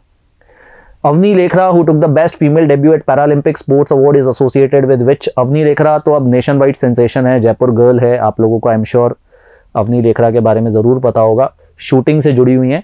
बट अगेन देखो, पैरालंपिक्स, देखो स्पोर्ट्स से जुड़े हुए ना ज़्यादातर टॉपिक्स हम कहते हैं कि 1 लाइनर्स हैं, but even from CLAT perspective Olympics और पैरालंपिक्स तो बिल्कुल आप प्रिपेयर करके जाएं। ओलंपिक्स और पैरालंपिक्स पे अच्छी कवरेज आपके पास होनी चाहिए, अच्छे नोट्स आप लोगों के पास अवेलेबल है, आप उनको अच्छे से पढ़ाई करें। ठीक है, एलेट पे पर्सपेक्टिव से या 1 लाइनर एग्जाम्स के पर्सपेक्टिव से तो इंपॉर्टेंट है ही, क्लैट के पर्सपेक्टिव से भी बहुत इंपॉर्टेंट है। Union cabinet passed a proposal to raise the legal age of marriage of women to, देखो ये ना अगेन अभी हाउस पैनल के रिव्यू के अंडर है, बट कैबिनेट ने ये प्रपोजल पास किया कि जो लीगल एज है वो बढ़ा करके 18 से 21 ईयर्स कर दी जाए। और बड़ी फ़नी बात यह है कि वो जो पैनल है उसमें out of 32 members there is only 1 women, ठीक है। बट चलो खैर वो एक अलग केस है, इसको लेकर के काफ़ी कंट्रोवर्शियल डिबेट्स वगैरह भी चल रहे हैं, ये सही है गलत है, बट आइडिया इज़ कि गिविंग एन इक्वल, अभी जो मेन की जो एज है 21, विमेन की एज भी उतनी ही कर दी जाए, ठीक है। तो 18 to 21 का प्रपोजल अप्रूव किया गया था। Which country has published a draft agreement to NATO to ensure security, ठीक है। अगेन देखो नाटो अभी न्यूज़ में है, न्यूज़ में क्यों है, रशिया यूक्रेन कॉन्फ्लिक्ट को लेकर के न्यूज़ में, और ये बेसिकली रशिया ने ही ये ड्राफ्ट एग्रीमेंट प्रपोज किया था, जिसमें बेसिकली उन्होंने ये कहा था कि रशिया और नाटो को एक दूसरे को एडवर्सरीज की तरह नहीं देखना चाहिए, दुश्मन की तरह नहीं देखना चाहिए, और हम कुछ इस तरीके के मैकेनिज्म्स पर आए, इस तरह का फ्रेमवर्क बनाए जिससे हम दोनों एक दूसरे के लिए थ्रेट ना बने। तो रशिया ने बेसिकली इस तरह का एक एग्रीमेंट ड्राफ्ट किया था टू नाटो बेसिकली, जिसमें उन्होंने कहा था कि आपके डिप्लॉयमेंट्स ऐसे ना हो कि हमें थ्रेटन्ड महसूस हो, हमारे डिप्लॉयमेंट्स ऐसे ना हो कि यूरोपियन कंट्रीज़ को थ्रेटन महसूस हो, और उस तरह का बेसिकली एक एग्रीमेंट ड्राफ्ट किया था। That was drafted bye Russia, ठीक है। तो ऑलरेडी रशिया यूक्रेन कॉन्फ्लिक्ट के ऊपर मैं एक डिटेल डिकोडेड वीडियो बना चुका हूँ, आप क्लैटप्रैप यूट्यूब चैनल पे उसको देख सकते हो, और ज़्यादा जानकारी इस इश्यू के बारे में आप हासिल कर सकते हो। What is the name of new generation nuclear capable ballistic missile test fired recently? This was Agni P और Agni Prime। अग्नि प्राइम के बारे में बात कर रहे हैं। अगेन मिसाइल्स एक इंपॉर्टेंट टॉपिक होती है, स्पेशली वन लाइनर्स में तो बहुत इंपॉर्टेंट टॉपिक होती है। तो आप इंडिया के जो इंटीग्रेटेड मिसाइल डेवलपमेंट प्रोग्राम है उसके बारे में पढ़ सकते हैं, अग्नि पी के बारे में पढ़ सकते हैं, बाकी जो मिसाइल्स हैं उनके बारे में पढ़ सकते हैं। आपको पता होना चाहिए कौन सी मिसाइल है, क्या रेंज है, सरफेस टू एयर है, सरफेस टू सरफेस है, किस तरह की मिसाइल है, न्यूक्लियर कैपेबल है या नहीं है, वो सारी जानकारी आपके पास होनी चाहिए। Which country's prime minister has been conferred with the highest civilian award of Bhutan? तो ये भूटान ने जो ये अवार्ड दिया था ये भारत के प्रधानमंत्री नरेंद्र मोदी साहब के लिए उन्होंने अनाउंस किया था। तो option C India is the correct answer, nothing much to explain. Who has taken over as the new Secretary General of SCO? तो शंघाई कोऑपरेशन ऑर्गेनाइजेशन, अगेन जो वर्ल्ड बॉडीज हैं इंपॉर्टेंट, चाहे वो ब्रिक्स हो, चाहे वो SCO हो, ठीक है, चाहे वो एशियन इंफ्रास्ट्रक्चर इन्वेस्टमेंट बैंक हो, ठीक है, इन सब के बारे में ना थोड़ी बहुत जानकारी हमारे पास होनी चाहिए। SCO सार्क हो, आसियान हो, बिम्स्टेक हो, ठीक है। तो SCO के जो चीफ चुने गए हैं ये चाइनीज़ डिप्लोमेट हैं झैंग मिंग, जिनको सेक्रेटरी जनरल ऑफ SCO चुना गया। बट बाकी चीज़ें भी कि जैसे SCO के हेडक्वार्टर्स बीजिंग में हैं, ठीक है, SCO में कितने मेंबर्स हैं, अभी 9th फुल मेंबर ईरान को चुना गया है, 8 मेंबर्स पहले थे, इंडिया और पाकिस्तान 2017 में मेंबर्स बने थे। SCO कब फॉर्म हुआ था, 2001 में फॉर्म हुआ था। SCO चार्टर कब एनफोर्स हुआ, ये जितनी भी बेसिक इंफॉर्मेशन SCO के बारे में है वो आपके पास होनी चाहिए। SCO is a important organisation. India will send its first ever manned mission into the deep sea. तो डीप सी मिशन की जो हमारी टाइमलाइन है वो 2024 है। 2024 हमारा प्लान है कि गगनयान हम 2023 तक भेज दें और ये डीप सी मिशन हम 2024 तक भेज दें, ठीक है। Gadgil committee report and Kasturi Rangan committee report, तो ये माधव गाडगिल कमेटी रिपोर्ट और कस्तूरी रंगन कमेटी रिपोर्ट किससे रिलेटेड है? ये वेस्टर्न घाट्स के प्रोटेक्शन से जुड़ी हुई है, ठीक है। वेस्टर्न घाट्स हमारे यहाँ ना एक बायोडाइवर्सिटी हॉटस्पॉट है, काफ़ी दुनिया में ऐसी स्पीशीज़ है जो पूरी दुनिया में सिर्फ वेस्टर्न घाट्स में पाई जाती है, ठीक है, जैसे सह्याद्री रीजन भी कहा जाता है। और वेस्टर्न घाट्स में इस इकोसिस्टम को प्रोटेक्ट करने के लिए बेसिकली कस्तूरी रंगन कमेटी की रिपोर्ट आई है और गाडगिल कमेटी की रिपोर्ट आई है। तो प्रोटेक्शन ऑफ वेस्टर्न घाट्स से जुड़ा हुआ ये क्वेश्चन है। CDS again general Bipin Rawat के हेलीकॉप्टर क्रैश के बाद CDS एक बड़ा इंपॉर्टेंट टॉपिक हो गया, वैसे भी CDS एक इंपॉर्टेंट टॉपिक है, ठीक है। तो बेसिक ऑलरेडी हम लोगों ने डिकोडेड वीडियो में भी इसके बारे में कवरेज की है, क्लासेस में भी काफ़ी बात की हुई है। CDS is a 5 star officer, no, पहला स्टेटमेंट गलत है। CDS जो है वो 4 स्टार ऑफिसर होता है। The chief heads the department of military affairs, जी हाँ, CDS का काम होता है he heads the department of military affairs, but he is not the chief defence adviser. Chief defence adviser जो होता है वो डिफेंस सेक्रेटरी होता है, but he is the chief military adviser, तो he heads the department of military affairs. CDS was created with the aim of improving coordination and overall integration of the combat capabilities of Indian Armed Forces, बिल्कुल सही जवाब है। Army, navy और air force तीनों के बीच में बेहतर तालमेल बनाने के लिए थिएटर कमांड्स जैसे आइडिया के साथ CDS की नियुक्ति की गई थी, ठीक है। और पहले CDS जनरल बिपिन रावत चुने गए थे जिन्होंने चार्ज 2020 में लिया था, ठीक है। तो ये बेसिक इंफॉर्मेशन है, 2 and 3 only is the correct answer. तो पहला स्टेटमेंट गलत हो गया, सेकेंड और थर्ड स्टेटमेंट करेक्ट है। 76 साइंस का कॉन्सेप्ट है, non stick cooking utensils are coated with Teflon. तो ये बहुत बेसिक, अगर आप थोड़ा टीवी भी देख लेते हो, एडवर्टाइजमेंट्स भी देख लेते हो तो ये आप दे सकते हो, इसके लिए इतनी साइंटिफिक नॉलेज की भी ज़रूरत नहीं है। डेफिसिट फाइनेंसिंग एम्प्लाइज, देखो डेफिसिट जो वर्ड है, पहले तो ये वर्ड समझना जरूरी है, डेफिसिट और सरप्लस, इसका क्या मतलब होता है? सरप्लस मतलब जो आपके पास अधिक है, डेफिसिट मतलब जिसकी कमी है, ठीक है। तो डेफिसिट कब होगा? जब आपका एक्सपेंडिचर आपके रेवेन्यू से ज़्यादा है, ठीक है। अलग अलग तरह के डेफिसिट्स होते हैं गवर्नमेंट में, fiscal deficit, budgetary deficit, primary deficit, वो हम इकोनॉमिक्स की क्लास में हम थोड़ी बात करेंगे इसके बारे में। बट बेसिकली डेफिसिट जब भी होता है तब इसका बेसिक मतलब ये होता है कि एक्सपेंडिचर रेवेन्यू से ज़्यादा है, खर्चा आपका इनकम से ज़्यादा है। और सरप्लस कब होगा? जब आपकी इनकम आपके खर्चे से ज़्यादा होगी, ठीक है। तो यहाँ पर क्या होगा? डेफिसिट फाइनेंसिंग का मतलब बेसिकली कब होता है? जब गवर्नमेंट का खर्चा गवर्नमेंट के रेवेन्यू से ज़्यादा हो जाता है, तो गवर्नमेंट जो कमी रह गई है, ठीक है, उसको पूर्ति करने के लिए या तो उधार मांगती है, बोरोइंग करती है, या फिर सरप्लस करेंसी प्रिंट करती है। उस प्रोसेस को डेफिसिट फाइनेंसिंग कहते हैं। तो डेफिसिट फाइनेंसिंग इंप्लाई क्या करता है कि गवर्नमेंट का जो खर्चा है, public expenditure is in excess of public revenue. Fairlie easy question. India shares land borders with how many countries? Static, basic, geography, map based question. 7 countries is the correct answer. Treaty of Salbai is associated with which war? ये Anglo Maratha Wars से जुड़ी हुई treaty है, महादजी शिंदे के साथ हुई थी Britishers की एंग्लो मराठा वॉर में, ट्रीटी ऑफ सालबाई, ठीक है। तो अगेन मॉडर्न हिस्ट्री से रिलेटेड हिस्ट्री बेस्ड क्वेश्चन ये है। Who has been recently appointed as 10th chairman of ISRO? ये fairly popular current affair question था। के सिवान के बाद अब एस सोमनाथ को चुना गया है, has been recently appointed as 10th chairman of ISRO, ठीक है। तो आई होप कि अच्छे क्वेश्चंस थे। आई होप कि आपका जो लर्निंग एक्सपीरियंस रहा है इसके साथ काफ़ी अच्छा रहा होगा, काफ़ी मज़ा भी आया होगा। अगर आप वेल वर्स्ड थे तो आई एम श्योर आपको इस एक्सपीरियंस में काफ़ी अच्छा रहा होगा।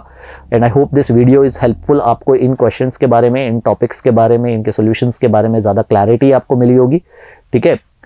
All right guys, on this note I will wrap up this session and goodbye, take care and keep reading. Hi everyone, I'm Nigesh from Team ClatPrep. Now we'll be looking towards the analytical questions asked in the logical reasoning section of A06, okay, which you people recently attempted. Now, looking at the questions, first of all, the first question which we saw in analytical reasoning was a puzzle based on conditionals. Now there were 7 questions, 81 to 87, जो कि conditionals पे based थे। Now ये वाले question generally लोगों को थोड़ा सा डिफिकल्ट लगते हैं because there is a lot of information and question by question हमें आंसर करना होता है, बट एक्चुअल में अगर आप रियलाइज़ करोगे तो it was not that difficult. Reason being थोड़ा सा ट्रिकी ज़रूर हो सकता है, depends on how well do you understand these informations और these 5 points which were given in the beginning. Because अगर ये आपको अच्छे से समझ में आ जाते हैं तो फिर ये क्वेश्चंस बहुत ज़्यादा डिफिकल्ट नहीं थे। Let's look at them one by one. Now the first question which was asked here is which of the following could be an acceptable selection? अब देखो जब भी आपसे ये पूछा जाता है इनमें से कौन सा acceptable selection हो सकता है या you know which of the following can be the possible order, तो हमें यहाँ पे सिर्फ ऑप्शन में गलतियाँ ढूंढनी है। Okay, now first of all yes, question पे डायरेक्ट नहीं जाएंगे, पहले पैसेज समझते हैं। हमें क्या दे रखा है कि a newly opened electronics store Flop Western will display 6 different TVs at the front display counter of the store, exactly 1 each on Sunday, okay, for 6 consecutive weeks. तो 6 TVs display करने हैं। The 2 TVs were to be selected from 3 among of that of Sony among 43 inch, 55, 65 inch, okay. 2 from among 4 TVs by Samsung, OLED, Ultra, Ultra HD and Curve, and 2 from among 3 TVs by LG, Premium, Bright and Shine and Eye Comfort, okay. तो अलग अलग आपको 3 company के 3 brands के different models आपको दे रखे हैं। यहाँ पे आपको बस ध्यान ये रखना है कि दो मॉडल आपको सेलेक्ट करने हैं तीनों ब्रांड्स में से। तो 6 TVs on 6 Sundays, okay. Next, the following conditions apply without exception. The first condition is if Ultra TV is selected, 55 inch is also selected. अगर Ultra TV सेलेक्ट करना है 55 भी करना पड़ेगा, ठीक है। अच्छा, यहाँ पे इंपॉर्टेंट बात ये है कि अगर मैं 55 इंच करता हूँ तो Ultra TV सेलेक्ट होना इज नॉट नेसेसरी, लेकिन अगर मैं Ultra TV को सेलेक्ट करता हूँ तो 55 इंच का सेलेक्ट होना इंपॉर्टेंट है, जरूरी है। Next, if OLED TV is selected neither 55 inch nor Ultra TV can be selected. अब यहाँ पे एक चीज ध्यान से देखो, अगर OLED सेलेक्ट करा है तो 55 इंच और Ultra TV, Ultra HD TV दोनों सेलेक्ट नहीं होंगे, दिस इज गिवन। तो पहले दोनों को कंबाइन करके एक आप दिमाग में एक थॉट बना के रख सकते हो कि अगर Ultra आया तो 55 आएगा, अगर 55 आएगा तो OLED नहीं आएगा, और अगर OLED आ गया तो ना तो 55 आ सकता है ना ही Ultra TV आ सकता है, दोनों का पेयर बन जाएगा, okay. Next, if premium TV selected neither eye comfort TV nor curve TV can be selected. If both 55 inch Ultra HD TVs are selected, then 55-inch TV is displayed sometime before Ultra HD. तो अगर आपने दोनों को select करा है 55 inch and ultra HD TV, तो 55 inch will be displayed before ultra HD. Okay, sometime before, immediately before होना कोई कंपल्शन नहीं है, sometime before. Okay, last one, premium TV can not B displayed on 5th unless, अब यहां पे ध्यान से सुन लीजिए, unless one of the Samsung TVs is displayed on the first Sunday. तो ऐसा जरूरी नहीं है कि प्रीमियम टीवी 5th पे नहीं आ सकता, 5th संडे को डिस्प्ले कर सकते हैं, लेकिन तभी पॉसिबल होगा जब कोई ना कोई एक सैमसंग का टीवी आप फर्स्ट संडे को डिस्प्ले करेंगे. Samsung is OLED, ultra, ultra HD and curve. Okay, इन चारों में से कोई एक फर्स्ट संडे आएगा तो premium can be displayed on the 5th Sunday. चलिए ऑप्शंस पे आते हैं. क्वेश्चंस सबसे पहला हमसे क्या पूछा, which of the following is an acceptable selection of TVs that could be displayed on the first through the 6th Sunday. चलिए option A 43 inch eye comfort OLED ultra bright and shine 65. तो दो तो select करें हमने, लेकिन यहाँ पे एक प्रॉब्लम है. प्रॉब्लम क्या है, पहला ही कंडीशन यहाँ पे कॉन्ट्राडिक्ट हो रहा है. पहले कंडीशन में क्या था, if ultra TV is selected then 55 inch is also selected, जो कि मुझे यहाँ पे होता हुआ नहीं दिख रहा है. देखिए अल्ट्रा टीवी हमने सेलेक्ट करा है पर 55 इंच मुझे यहाँ कहीं नहीं दिख रहा है. So the first option gets rejected. Second option 65 inch 55 inch, दो टीवी आ गए. ठीक है, bright and shine, ultra HD, eye comfort and ultra, दो सैमसंग, दो सोनी, दो LG, कोई दिक्कत नहीं है, everything looks fine. Ultra TV select किया है तो हमने 55 इंच सेलेक्ट कर रखा है, OLED को सेलेक्ट नहीं किया है, प्रीमियम 5th पे नहीं है, और अगर प्रीमियम सेलेक्ट करते तो कुछ कंडीशन थी, ऐसा कुछ भी नहीं दे रखा है, everything looks fine. Okay, so कोई इशू यहाँ पे नहीं होना चाहिए. Also since both 55 inch and ultra HD are selected, तो भी कोई इशू नहीं है, बिकॉज अल्ट्रा HD से पहले हमने 55 इंच को डिस्प्ले कराया, तो this seems correct. Okay, third option पे अगर हम जाते हैं तो 65 inch bright and shine, curve 55, eye comfort, OLED. ये फिर से एक प्रॉब्लम हो गई है कि आपने 55 इंच और OLED को साथ में सेलेक्ट कर लिया, which could not happen. Okay, so the first question आपको सिर्फ और सिर्फ गलतियां ढूंढनी थी, जो कि हमने फर्स्ट और थर्ड ऑप्शन में ढूंढ दी है, and B is our correct option. Okay, चलिए आगे मूव ऑन करते हैं. नेक्स्ट क्वेश्चन हमसे बोल रहा है, if the 6 TVs to be displayed are 55 inch, 65 inch, ultra HD, bright and shine and eye comfort, and if ultra TV is to be displayed on the first Sunday. अब देखिए, सबसे पहले आपने क्या कर दिया है, अल्ट्रा टीवी को फर्स्ट संडे पे डिस्प्ले करा है. ओके, अल्ट्रा टीवी को आपने फर्स्ट संडे पे डिस्प्ले कर दिया है. इसके अलावा आपके पास में कौन कौन से टीवीज हैं, 55, 65, ultra HD, 55, 65, UHD, okay, and bright and shine and eye comfort, bright and shine and eye comfort. तो मैंने शॉर्ट फॉर्म में लिख दिया है. आपसे क्वेश्चन पूछ रहा है, which of the following TVs can not B displayed on the second Sunday. अब आप सोच के देखो, आपने यहाँ पे 55 इंच और अल्ट्रा HD दोनों को साथ में सेलेक्ट करा है, और हमें साफ साफ कहा गया है कि if both ultra HD and 55 are selected then the 55 inch TV is displayed sometime before ultra HD. First Sunday को आपने अल्ट्रा टीवी डिस्प्ले करा है, तो क्या आप अल्ट्रा HD को सेकेंड संडे को डिस्प्ले कर सकते हो? सोच के देखो. No, you can not do it. Straightforward answer है. क्यों? क्योंकि अल्ट्रा HD से पहले 55 इंच आना चाहिए, क्योंकि हमने दोनों को सेलेक्ट करा है, और फर्स्ट को अल्ट्रा टीवी आ चुका है, तो अल्ट्रा HD सेकेंड को तो नहीं आएगा, उसके बियॉन्ड कहीं पर भी हो सकता है. देखते हैं क्या यही हमारा ऑप्शन है. जी हाँ, बिल्कुल यहाँ पे ऑप्शन दिख रहा है, which of the following TV can not B displayed on the second Sunday. That's option C, that is Ultra HD TV. Okay, next, third question कहता है कि 55 inch Ultra HD and Bright and Shine are the first 3 TVs to be displayed, not necessarily in the same order. ठीक है, तो हमने कौन कौन से टीवी डिस्प्ले करे, 55 इंच, Ultra HD, तो मैंने UHD लिख दिया है, and Bright and Shine, जिसको कि मैं BS लिख रहा हूँ. Okay, these are the first 3 TVs displayed, not necessarily in this particular order. Then which of the following represents the possible Sundays on which 55 inch TV can be displayed? Same condition पे वापस question पूछा है कि अगर आपने ultra HD और 55 को साथ में डिस्प्ले करा है, तो 55 इंच को किस किस संडे को आप डिस्प्ले कर सकते हो. अब आप सोच के देखो, क्या मैं 55 इंच टीवी को थर्ड संडे को डिस्प्ले कर सकता हूँ? Now obviously these are the first 3 TVs, first second third. Can I display this on the third Sunday? No, I can not, because it has to be done before ultra HD, and ultra HD से पहले आना चाहिए. That means the 2 possibilities are first और second. तो कौन कौन से Sunday को हम डिस्प्ले कर सकते हैं? We can do it on either on the first Sunday और on the second Sunday only. Okay, coming to the fourth question. The fourth question says, if 55-inch Ultra HD and Bright and Shine are the first 3 TVs displayed and on the first 3 Sundays, and obviously not necessarily in the same order, so I'll write the same thing again, Ultra HD and Bright and Shine. Okay, so B and S. Okay, then which of the following TVs cannot be displayed on the 5th Sunday? अब 5th Sunday को कौन सा TV display नहीं हो सकता? देखिए, question काफ़ी random लग सकता है इनिशियली, बट अगर आप थोड़ा सा इस पे ध्यान से देखेंगे तो 5th संडे से रिलेटेड एक कंडीशन थी और वो मुझे एक ऑप्शन में दे भी रखा है। तो पहली चीज़ दिमाग में आती है कि यार इसी को ट्राई कर लेते हैं, ठीक है, क्या पता शायद यही ऑप्शन हो। चलो देखते हैं कि प्रीमियम को हम डिस्प्ले कर सकते हैं या नहीं कर सकते। अगर कर पाएंगे तो फिर बाकी की मेहनत करूंगा, अदरवाइज तो सीधा सीधा आंसर दिख रहा है मुझे। देखते हैं, अगर मैं प्रीमियम टीवी को 5th संडे पे डिस्प्ले करता हूं तो पहले संडे को कोई ना कोई सैमसंग का टीवी डिस्प्ले होना चाहिए। अब यहां पे ध्यान से देखो, जो 3 टीवीज आप पहले संडे को डिस्प्ले कर सकते हो उनका ब्रांड कौन कौन सा है? 55-inch Sony TV, right, ultra HD is Samsung and bright and shine is LG.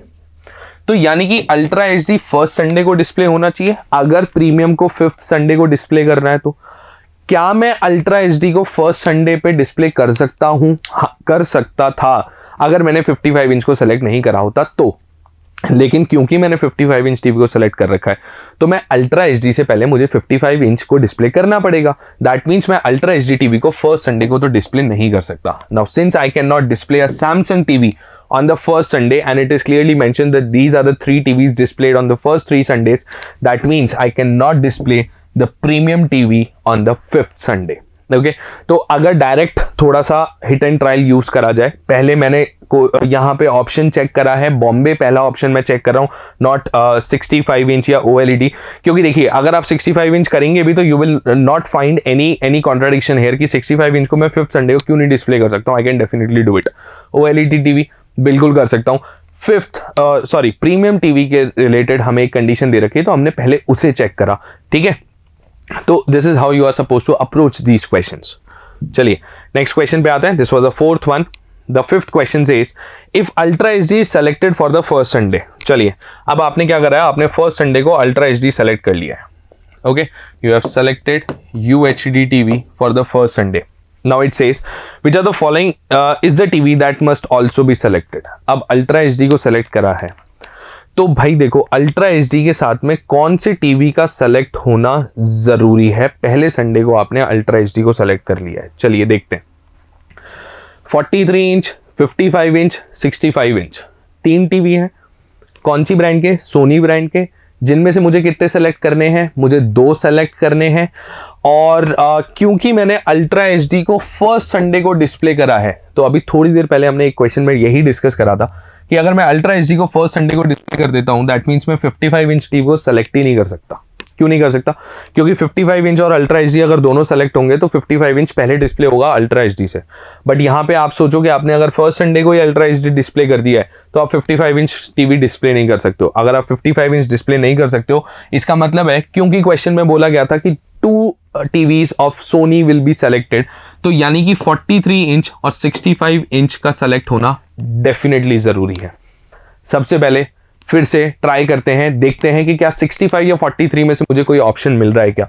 And yes, I can find 65 inch as one of the options. तो अगेन एक कंडीशन है, उसी पे बेस क्वेश्चन बनाया और जो एक ऑब्वियस रिजल्ट हमने आइडेंटिफाई करा वही मुझे एज अ ऑप्शन गिवन है यहाँ पे 65 inch. So the correct answer will be Bombay. Okay, next let's move to the 86th question. 86th question पूछ रहा है which of the following is a TV that must be selected. Again काफी random लग सकता था ये क्वेश्चन, लेकिन अगर मुझे कंडीशंस बहुत ध्यान से थरोली याद हैं या मैंने पढ़ रखी हैं, समझ रखी हैं, तो बहुत ज़्यादा दिक्कत आएगी नहीं। ठीक है, याद है मैंने इसलिए बोला क्योंकि आप 5 क्वेश्चन ऑलरेडी कर चुके हो तो काफ़ी हद तक ये चीज़ें दिमाग में रह जाती हैं 5 क्वेश्चन करने के बाद में कि क्या क्या कंडीशन मुझे दे रखी हैं। Okay, so which are the following TV that must be selected. कौन सा टीवी सेलेक्ट होना ज़रूरी है? अब देखिए 55 इंच का सेलेक्ट होना ज़रूरी है क्या?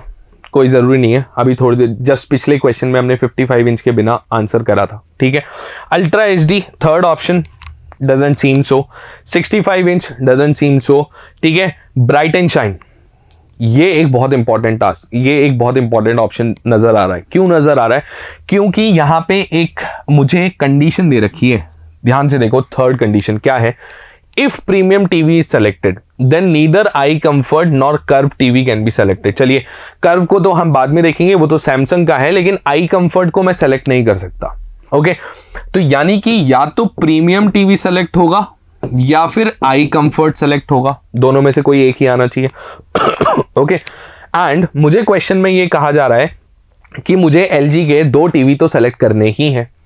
तो आप मुझे सोच के बताओ कि भाई ये प्रीमियम या आई कंफर्ट में से अगर कोई ना कोई एक होगा तो वो दूसरा टीवी कौन सा होगा? वो दूसरा टीवी ऑब्वियस ही बात है कौन सा होगा? ब्राइट एंड शाइन होगा। क्या इसके बिना आप 2 टीवी सेलेक्ट कर सकते हो क्या एलजी ब्रांड के? नो, इट्स नॉट पॉसिबल, क्योंकि अगर मैं ब्राइट एंड शाइन को ही रिजेक्ट कर देता हूं तो प्रीमियम और आई कंफर्ट का सेलेक्ट होना जरूरी हो जाता है, विच इज नॉट पॉसिबल। अच्छा, दूसरा तरीका क्वेश्चन को अप्रोच करने का, ठीक है, आप एक एक को रिजेक्ट करके भी देख सकते हो। आपसे पूछा जा रहा है कि कौन से टीवी का सेलेक्ट होना कंपल्शन है, तो 55 को रिजेक्ट करके देखो कि 43 और 65 को साथ में सेलेक्ट कर सकता हूँ। बिल्कुल कर सकता हूँ, बाकी कॉम्बिनेशन आराम से चूज हो जाएंगे, कोई प्रॉब्लम नहीं है। अगर मैं 65 इंच की बात करता हूं तो मैं 43, 55 को चूज कर सकता हूं, उसके साथ में मैं सैमसंग के 2 टीवी ले सकता हूं, अल्ट्रा एचडी ले सकता हूं और अल्ट्रा ले सकता हूं, और उसके बाद में I can choose 2 TVs from LG, ठीक है। क्या मैं ब्राइट एंड शाइन को रिजेक्ट कर सकता हूं? आई can not do so because of this particular condition. तो अगर आप 1 बाय 1 ऑप्शन भी चेक करते तो भी आप इजीली इस कंक्लूजन तक पहुंच जाते कि भाई ब्राइट एंड शाइन टीवी का सेलेक्ट होना तो डेफिनेट कंपल्शन है। Okay, simple. चलिए, let's move to the last question of this set. Sorry, it says which one of the following is a TV that can not be selected together with ultra TV. Ultra के साथ में कौन सा TV select नहीं हो सकता? अब देखिए, अगर अल्ट्रा टीवी को सेलेक्ट करना है तो इट इज ऑब्वियस कि अल्ट्रा टीवी के साथ में 55 इंच तो सेलेक्ट होगा ही होगा, और अगर 55 इंच को सेलेक्ट किया है तो OLED को सेलेक्ट नहीं कर सकते। ये कंडीशन में गिवन था, ये तो हमने बिगनिंग में बात की थी कि ये दोनों पेयर में हम यूज कर सकते हैं। ये थॉट अपने दिमाग में रख सकते हैं कि इस तरीके से यूज, यानी कि OLED नहीं आएगा। ओके, पहला ही ऑप्शन देखो, OLED टीवी। अगर आपको ये कंडीशन दिमाग में नहीं रहती है आपके, अगर आप ऑप्शन बाय ऑप्शन भी जाते तो भी आप यही कंक्लूड करते कि अल्ट्रा के साथ में OLED आ सकता है क्या। चेक करके अगर आप देखते तो पहला ही ऑप्शन आपको सही मिल जाता कि यार नहीं, OLED को मैं सेलेक्ट नहीं कर सकता, which is what is asked in the question कि कौन सा टीवी हम सेलेक्ट नहीं कर सकते। Okay, so these were the first 7 questions, या rather the first puzzle which was asked from you. Now moving ahead, next puzzle है आपके पास में 88 से 92, एक सिंपल एनालिटिकल पजल है, ठीक है। अगर आपको अच्छे से प्रैक्टिस आपने कर रखी है तो ये 4 क्वेश्चन आप बहुत इजीली आंसर कर सकते थे। आपको सिर्फ यहाँ पे क्या करना है, what is the difference between the first puzzle, इससे पिछला जो हमने 7 क्वेश्चंस का पजल अटेम्प्ट करा और ये जो हम पजल अटेम्प्ट करेंगे, डिफरेंस इज कि वहाँ पे क्वेश्चन बाय क्वेश्चन सॉल्व हुआ था, यहाँ पे मैं सबसे पहले इन्फॉर्मेशन को एक टेबल में अरेंज करूंगा और उसके बाद में क्वेश्चंस पे जाऊंगा। चलिए स्टार्ट करते हैं। क्या इन्फॉर्मेशन दे रखी है हमें? 7 persons L, M, N, O, P, Q and R live on 7 different floors of a building but not necessarily in the same order. Lowermost floor is numbered 1. Each of them went to spend their vacations in one of the following destinations. आपको 7 destinations दे रखे हैं, each left on a different day of the week starting from Monday. तो 7 people, 7 destinations, 7 floors and 7 days of the week, Monday to Sunday. चलिए, सबसे पहली information क्या बोल रहा है? M lives on an odd numbered floor but not on floor number 3 and left on Monday. ठीक है, तो सबसे पहली चीज M फ्लोर नंबर 3 पे नहीं रहता है, तो I am writing M cross here. Also it is given that M lives on an odd number floor, तो 751, 3 पॉसिबिलिटीज है। और मुझे क्या बोल रखा है कि he left on Monday, right. Next statement, the one who went to Srinagar lives immediately above R. R के इमीडिएटली ऊपर वो बंदा रहता है जो कि श्रीनगर गया था, right. what is given ahead, lives immediately above R who left on some day after Thursday. ठीक है, तो the one who went to Srinagar lives immediately above R who left on some day after Thursday. ठीक है, तो Thursday के बाद में कहीं पर आएगा, राइट। इसको हम बाद में चेक कर लेंगे, ठीक है, क्योंकि मल्टीपल ऑप्शंस हो सकते हैं। सम डे आफ्टर थर्सडे, बस ये मैं यहाँ पे अंडरलाइन करके छोड़ दे रहा हूँ। The one who went to Nainital lives on an odd number floor above Q. ठीक है, नैनीताल जो बंदा गया था वो क्यू के ऊपर किसी फ्लोर पे रहता है और वो भी किस पे, ऑड नंबर पे, ठीक है। तो Q के ऊपर this is Nainital, okay, and it will be 7531 odd number, okay. Next statement, P went to Missouri and lives on 4th floor, direct information, इसको सबसे पहले टेबल में लिखो, P Missouri, okay. Next statement क्या है, L lives on one of the floors above P and left for Alvar Fort on Saturday, ठीक है। P के ऊपर किसी फोर्ट पे आएगा, L डेस्टिनेशन है अलवर फोर्ट और डे है सैटरडे, कौन सा होगा, 765, मुझे नहीं पता, okay. Next, the one who lives on top floor went to Bhangarh,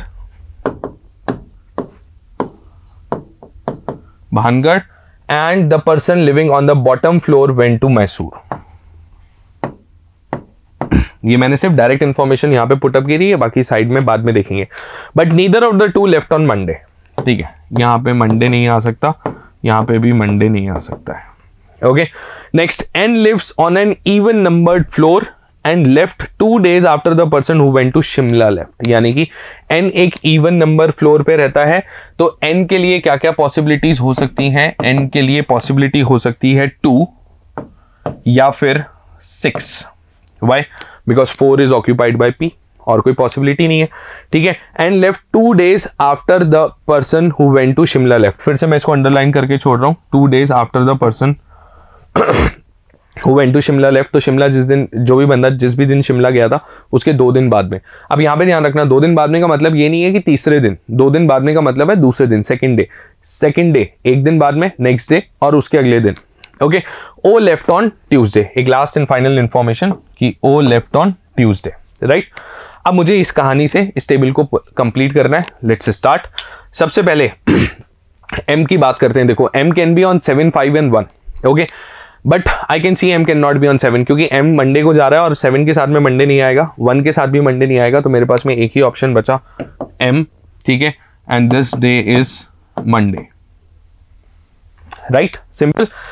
अब और क्या इंफॉर्मेशन है ऊपर वाली रो, P के ऊपर हमें क्या बोला गया था, L leaves for Alwar fort और visits Alwar fort and that too on Saturday, तो मुझे तीनों कॉलम खाली चाहिए। कहाँ पे दिख रहे हैं, सिर्फ 6th प्लेस पे दिख रहे हैं कि यहाँ पे this is L Alwar fort, okay, and the day is Saturday, right. 6 से रिलेटेड और क्या कंक्लूड कर पा रहा हूं, N के पास में 2 ही ऑप्शन थे, क्या क्या, 2 या फिर 6 तो रिजेक्ट हो गया, तो ये पता लग गया N इज ऑन 2nd, ठीक है, सिंपल। अब मुझे एक चीज बताओ, R और श्रीनगर दोनों कॉन्जिक्यूटिव प्लेसेस पे आने चाहिए थे, कहां पे पॉसिबल है, सोचो। देखो, R को मैं 7th पे रख नहीं सकता क्योंकि इसके ऊपर श्रीनगर पॉसिबल नहीं है, R को मैं 3rd पे नहीं रख सकता क्योंकि 4th प्लेस पे मिसूरी ऑलरेडी आ रहा है, R must be on the 1st place and this must be Srinagar, right, simple information. Q के ऊपर नैनीताल आएगा और वो भी एक ऑड नंबर्ड फ्लोर पे आएगा 7531 में से, तो नैनीताल ऑड नंबर में आप देखो यहाँ पे 5 इज एम्प्टी, ठीक है, 3 इज एम्प्टी, लेकिन अगर नैनीताल 3rd पे आता है तो Q नीचे आना चाहिए था, 1st and 2 are already occupied, तो नैनीताल यहाँ नहीं आ सकता, that means Nainital is on the 5th floor, और रादर 5th फ्लोर के साथ में नैनीताल आएगा and this must be Q। अगर ये Q है तो सबसे पहले आएगा O, ठीक है। O के साथ में मुझे इंफॉर्मेशन दी गई थी, O left on Tuesday, right, simple statement, ठीक है, फेयर इनफ। चलिए, अब 2 इंफॉर्मेशन बाकी हैं, क्या, N lives on an even number floor, we have already done this, left 2 days after the person who went to Shimla left, तो शिमला वाला बंदा कहाँ है, ये रहा, दैट इज Q। शिमला के 2 दिन बाद में आएगा आपके पास में क्या, N, ओके। आप देखिए, शिमला के साथ में मंडे नहीं आ सकता, ट्यूसडे नहीं आ सकता, तो शिमला के साथ में वेडनेसडे आ सकता है, N के साथ में क्या आ जाएगा, फ्राइडे, ठीक है, इट इज पॉसिबल। शिमला के साथ में थर्सडे भी नहीं आ सकता, क्योंकि अगर आपने शिमला के साथ थर्सडे रखा तो Saturday will be N, which is not possible because Saturday को L जा रहा है, ठीक है। शिमला के साथ में फ्राइडे आ सकता है क्या, ये हमें चेक करना है, ठीक है। अब आप सोच के देखो कि यहां पे बोला गया था समडे आफ्टर थर्सडे, थर्सडे के बाद में आपके पास क्या क्या ऑप्शन बच रहे हैं, Friday, Saturday and Sunday, Saturday is occupied with L, ठीक है, तो फिर आपके पास में क्या क्या ऑप्शन बचे, फ्राइडे एंड संडे। अगर आपने फ्राइडे को शिमला वाले बंदे को भेजा तो सैटरडे संडे, संडे को N जाएगा, तो इसके लिए आपके पास में कोई दूसरा ऑप्शन बचेगा ही नहीं, ठीक है। तो which is also not possible, that means this person is going on Friday, okay. And R who left on someday after Thursday, तो आर के लिए आपके पास में एक ऑप्शन बचता है क्या, Sunday, okay. Tuesday, Thursday, Monday, Wednesday, Friday, Sunday, this day is Thursday. Simple puzzle, ठीक है। सिर्फ आपको एक पजल सॉल्व करना था, टेबल में इंफॉर्मेशन अरेंज करनी थी and based on this table हम आराम से क्वेश्चंस आंसर कर सकते हैं। चलिए देखते हैं। So this is the information which we concluded, okay. What is the first question, who lives on the top most floor, ठीक है। ये तो हम टेबल देख करके अब आराम से आंसर कर सकते हैं। O lives on the top most floor, R left for his destination on Sunday, who went to Shimla, Shimla कौन सा बंदा गया है, Q, that C. Who lives between the person who went to Srinagar and Mussoorie, ठीक है। तो श्रीनगर और मिसूरी बीच में कौन है, Q, Shimla, Wednesday, which is given the correct, which will be the correct answer, that is C, the one who went to Shimla on Wednesday, okay. Exact match कर रहा है। The person who went to blank left on Monday, ठीक है। Monday को कौन सा बंदा गया है, जो बंदा नैनीताल जाता है वो बंदा मंडे को गया है, दैट्स ऑप्शन बॉम्बे, सी। सिर्फ टेबल कंप्लीट करना था और क्वेश्चन के आंसर टिक करने थे, right. These were the first two puzzles which were asked from you in this paper. चलिए आगे मूव ऑन करते हैं, let's move to the third one. Now इस क्वेश्चन में हमें क्या करना है, कोडिंग डिकोडिंग का सिंपल सा क्वेश्चन है। आपको कुछ स्टेटमेंट दे रखे हैं, कुछ कोड्स दे रखे हैं, you have to find the common word and the common code, okay. चलिए बिगिन करते हैं। ये आपके स्टेटमेंट्स हैं, ये कोड्स हैं। सबसे पहले एज आई सेड हमें common word common code find out करना है, तो चलिए बिगिन करते हैं यहाँ पे, okay. So I can see, पहले दोनों स्टेटमेंट को अगर मैं ध्यान से देखता हूं तो मुझे रियलाइज होता है कि AILET is common in both the statements, और कोड्स को अगर मैं ध्यान से देखता हूं तो आई कैन सी कि हैश परसेंट मल्टीप्लाई प्लस और divide minus hash dollar at the rate में से मुझे हैश कॉमन दिख रहा है, okay. So I can conclude कि AILET का कोड होगा क्या, hash, right. Next pattern, pattern, pattern, 3 बार दिख रहा है मुझे पैटर्न, ठीक है। तो मैं इसे भी कंक्लूड कर सकता हूं, pattern, common word, okay. The code should also be common, common code यहां पे हमें दिख रहा है कि पैटर्न का कोड होना चाहिए एट द रेट, राइट। तो पैटर्न का कोड मैंने निकाला at the rate, okay. What else is common, new is good, selection depends on, कुछ भी कॉमन नहीं है, न्यू इज सिलेक्शन। तो जैसे ही आप रीड आउट कर रहे हो आपको रियलाइज हो रहा है कि यार सिलेक्शन भी कॉमन दिख रहा है यहाँ पे, ठीक है, इन दोनों सेकंड और थर्ड सेंटेंस के अंदर।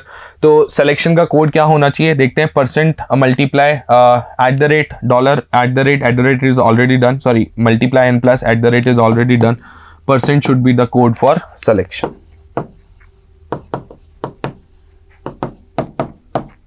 Right. What else is there? New is good, new is 2 common है, ठीक है, बाद में देखेंगे। गुड, अब फर्स्ट और लास्ट को देखो, गुड कॉमन दिख रहा है यहाँ पे, ठीक है, this is good, this is good. Good का कोड हम आइडेंटिफाई कर सकते हैं, what is common, minus sign is common, right. तो गुड का कोड हमने आइडेंटिफाई कर लिया, माइनस साइन, ठीक है। New is depends on, individually identify नहीं कर सकते हैं, तो मैं साथ में लिख देता हूँ, new is, the code will be dollar or divide, okay, and depends on, the code will be plus and multiply, right. So this is what we have concluded from the statements given to us. Now based on these statements we have to answer these questions. बहुत easy है। How is depends coded? Depends का code क्या होगा, या तो plus होगा या multiply होगा, मैं identify नहीं कर सकता, answer is can't be determined.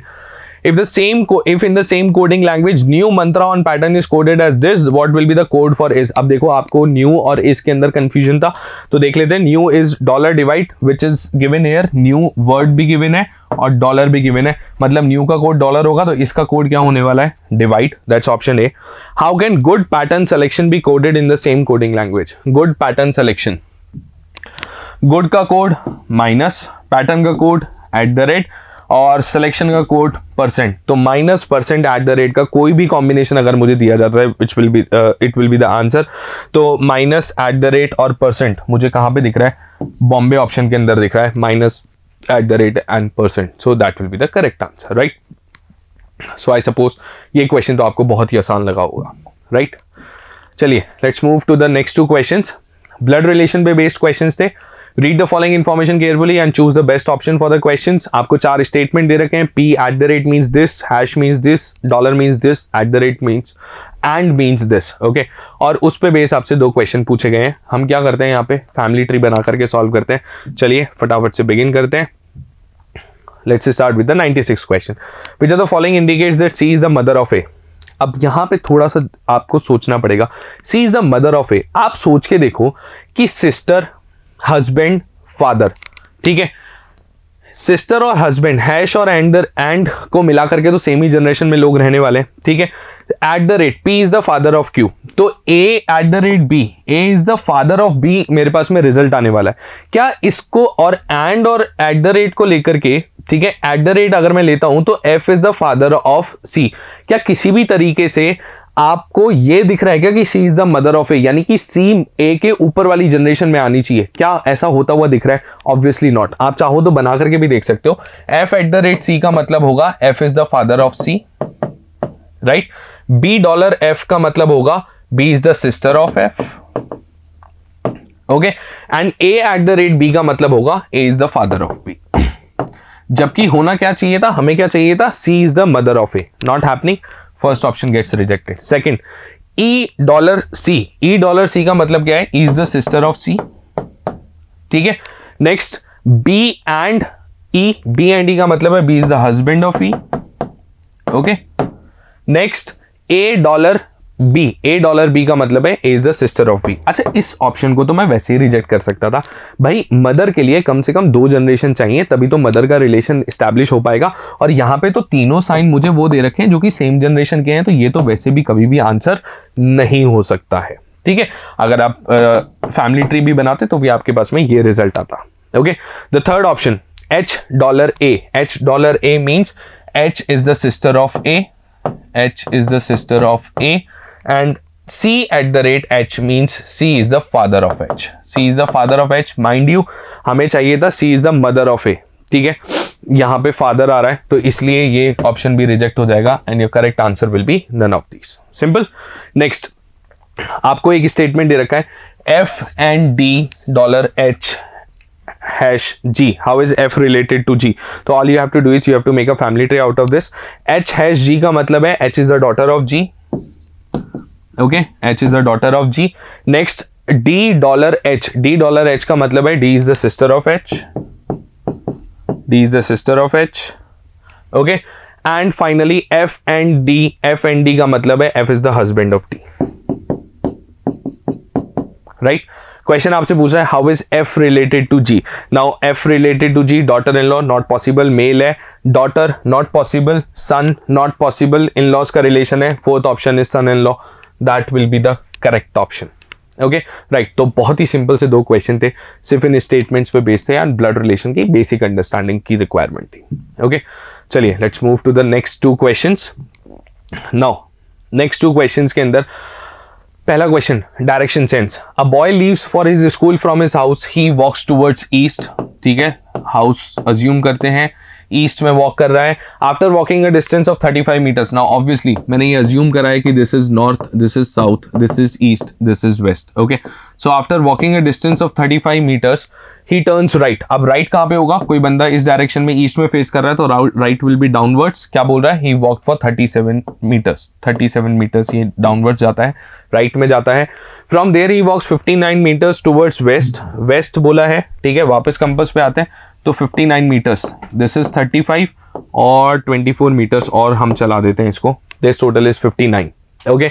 And finally walks 30 meter towards north. 30 meters ऊपर जाना है, ठीक है. ये लीजिए 30 मीटर्स ऊपर आ गए, ठीक है. This is 30 meters. Finally the question is asking how far is his school from his house, okay. So this is his school, fine. आपको निकालना है स्कूल और हाउस का distance. That means you need to find this distance. Now in this triangle A B C, BC is equals to 7. देखिए 37 minus 30 तो ये distance कितना होगा, 7, okay. What is AC? AC is equals to 59 minus 35 that is 24। आपको निकालना है A B, तो right angle triangle है, हाइपोटेन्यूज हम आराम से निकाल सकते हैं, पाइथागोरस थ्योरम यूज कर सकते हैं। A B is equals to under root, ठीक है, that is 24 square is 576 plus 7 square is 49, that is root 625 and what is the square root of 625, that is 25, so the answer will be 25 meters. I hope this was a simple questions, right? चलिए let's move to the next question, that is 99th question. Question बोल रहा है 6 people Adarsh, Abhay, Aditya, Ajit, Amit and Amar are sitting in a row facing towards north. नाम से confuse मत होना, सारे ए से स्टार्ट हो रहे हैं, ठीक है। Aditya is immediate neighbour of both Adarsh and Amit, तो Adarsh, Aditya and Amit, okay, this is given to you and obviously Adarsh and Amit can change their places because immediate neighbor है, but कौन लेफ्ट में कौन राइट में मुझे नहीं पता है, ठीक है।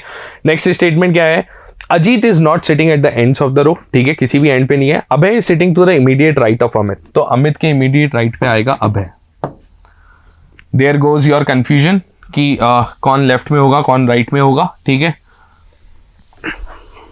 नेक्स्ट आपको बोला जा रहा है कि Amar is not at the right end. अब सोचो अजीत एंड पे नहीं है और अमर राइट एंड पे नहीं है, तो इसका सिंपल सा मतलब है कि अमर कहां पे होगा, लेफ्ट एंड पे होगा और अजीत इसके इमीडिएट राइट पे होगा। तो this is the position of 6 people who is exactly between Amar and Amit. Amar और अमित के बीच में एग्जैक्टली बीच में कौन है, अमर ये रहा, अमित ये रहा, एग्जैक्टली बीच में मतलब किसकी बात हो रही है, आदर्श की बात हो रही है। So the correct answer will be option C, simple.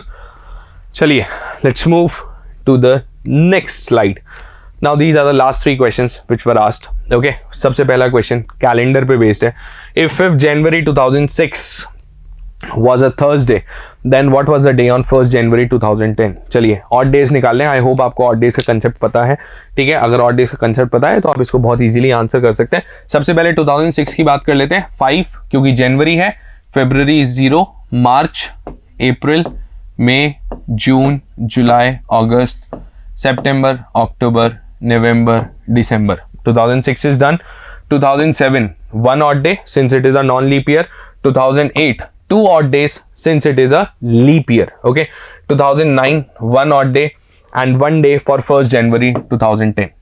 Right, simple. 5 जनवरी से दोबारा मैं एक्सप्लेन कर रहा हूँ, 5 जनवरी से मैंने स्टार्ट करा है। 5 इसलिए लिया है क्योंकि 5 दिन थे, 5th ऑफ जनवरी से बिगिन हो रहा है, तो 5 डेज, बाकी मंथ के ऑड डेज लिखे हैं, ईयर के लिखे हैं और फिर फाइनली 1st जनवरी। अगर मैं सबको टोटल काउंट करता हूँ तो this is 5 + 5 10 15, this is 20 30, okay, 36 7 9, this total is what 36, sorry 5, this is 10 15 20 25 and 6 is 31 32 33 32 and 2 is 34 35 and 36. Okay, 36 when divided by 7 the remainder will be what, remainder will be 1. Now Thursday, what is Thursday? Thursday is 4th day of the week, so +1 यानी कि 5th day of the week. 5th day का मतलब हो गया the answer will be Friday.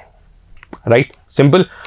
Next establish the correct analogy. बहुत ही simple सा question था। एनालॉजी देखो, यहाँ पे ध्यान से देखो, 3 cube is 27 and 27 minus 1 is 26. Okay, next number is 124 which can be interpreted as 5 cube, that is 125 minus 1 is 124. Okay, now what is the relation between 3 and 5? Analogy में हमें यही काम करना होता है। दोनों के दोनों ऑड नंबर्स हैं, ऑल्सो दोनों के दोनों प्राइम नंबर्स हैं, ठीक है, don't forget that. Now 342 can be interpreted as 7 cube which is 343 minus 1, that's 342। Next इधर it can be 9 cube, odd number की बात करूं तो, ठीक है, लेकिन 9 cube minus 1, 9 cube is what 729 minus 1, मुझे ऐसा कोई ऑप्शन तो दिख नहीं रहा है, तो I will go with the prime number pattern कि 7 के बाद में next prime number is 11, 11 cube is 1331 minus 1, the result is 1330, that's Bombay, right. Next and the last question, find the missing term in the series. You have to find the missing term in the series. अगर आप इस series के numbers को ध्यान से देखेंगे तो 21 24 30 33 and then it is given question mark. The difference is 3, the difference is 6, the difference is 3, 3 6 3 6। ऐसा लगता है कि ऐसा होगा पे ठीक है, the next number should be 6। या फिर अगर आप और डिटेल में यहाँ पे समझोगे तो यू विल रियलाइज कि हर बार जो डिफरेंस है that is the sum of the digits of the previous number. ठीक है, 21 2 + 1 is 3, 24 2 + 4 is 6, 30 3 + 0 is 3, 33 that's 6। okay, that means the next number should be 39। क्योंकि अगर आपने 36 36 36 से आप चल गए होते तो तुक्के में आपके पास में ये आंसर तो आ जाएगा, लेकिन जैसे ही आप इसको आगे चेक करोगे you might get stuck and you might think कि ये गलत पैटर्न हो गया। क्यों? क्योंकि 39 तक तो पहुंच जा रहे हैं लेकिन 39 के बाद में जस्टिफाई नहीं कर पाओगे। तो यहाँ पे देखो जो भी नंबर है वो प्रीवियस नंबर के सम ऑफ डिजिट्स के बराबर है। अब अगर 39 को मैं कंटिन्यू करूं तो 39 में 3 + 9 is 12 and 39 + 12 that's 51 justified, and 51 के अंदर 5 + 1 is 6 and the result is 57। तो exact justified है, कोई इशू नहीं है। that means the correct option here will be 39। now I hope आपको ये questions easy लगे होंगे और आपने comfortably इसको solve करा होगा, right? moving ahead, आगे के जितने भी क्वेश्चंस हैं क्रिटिकल रीजनिंग के क्वेश्चंस हैं। So Vishal sir, one of the directors of our team, okay, he will be taking over and discussing the critical reasoning part with you. Thank you. Hi everyone, welcome back to the analysis of the logical reasoning section.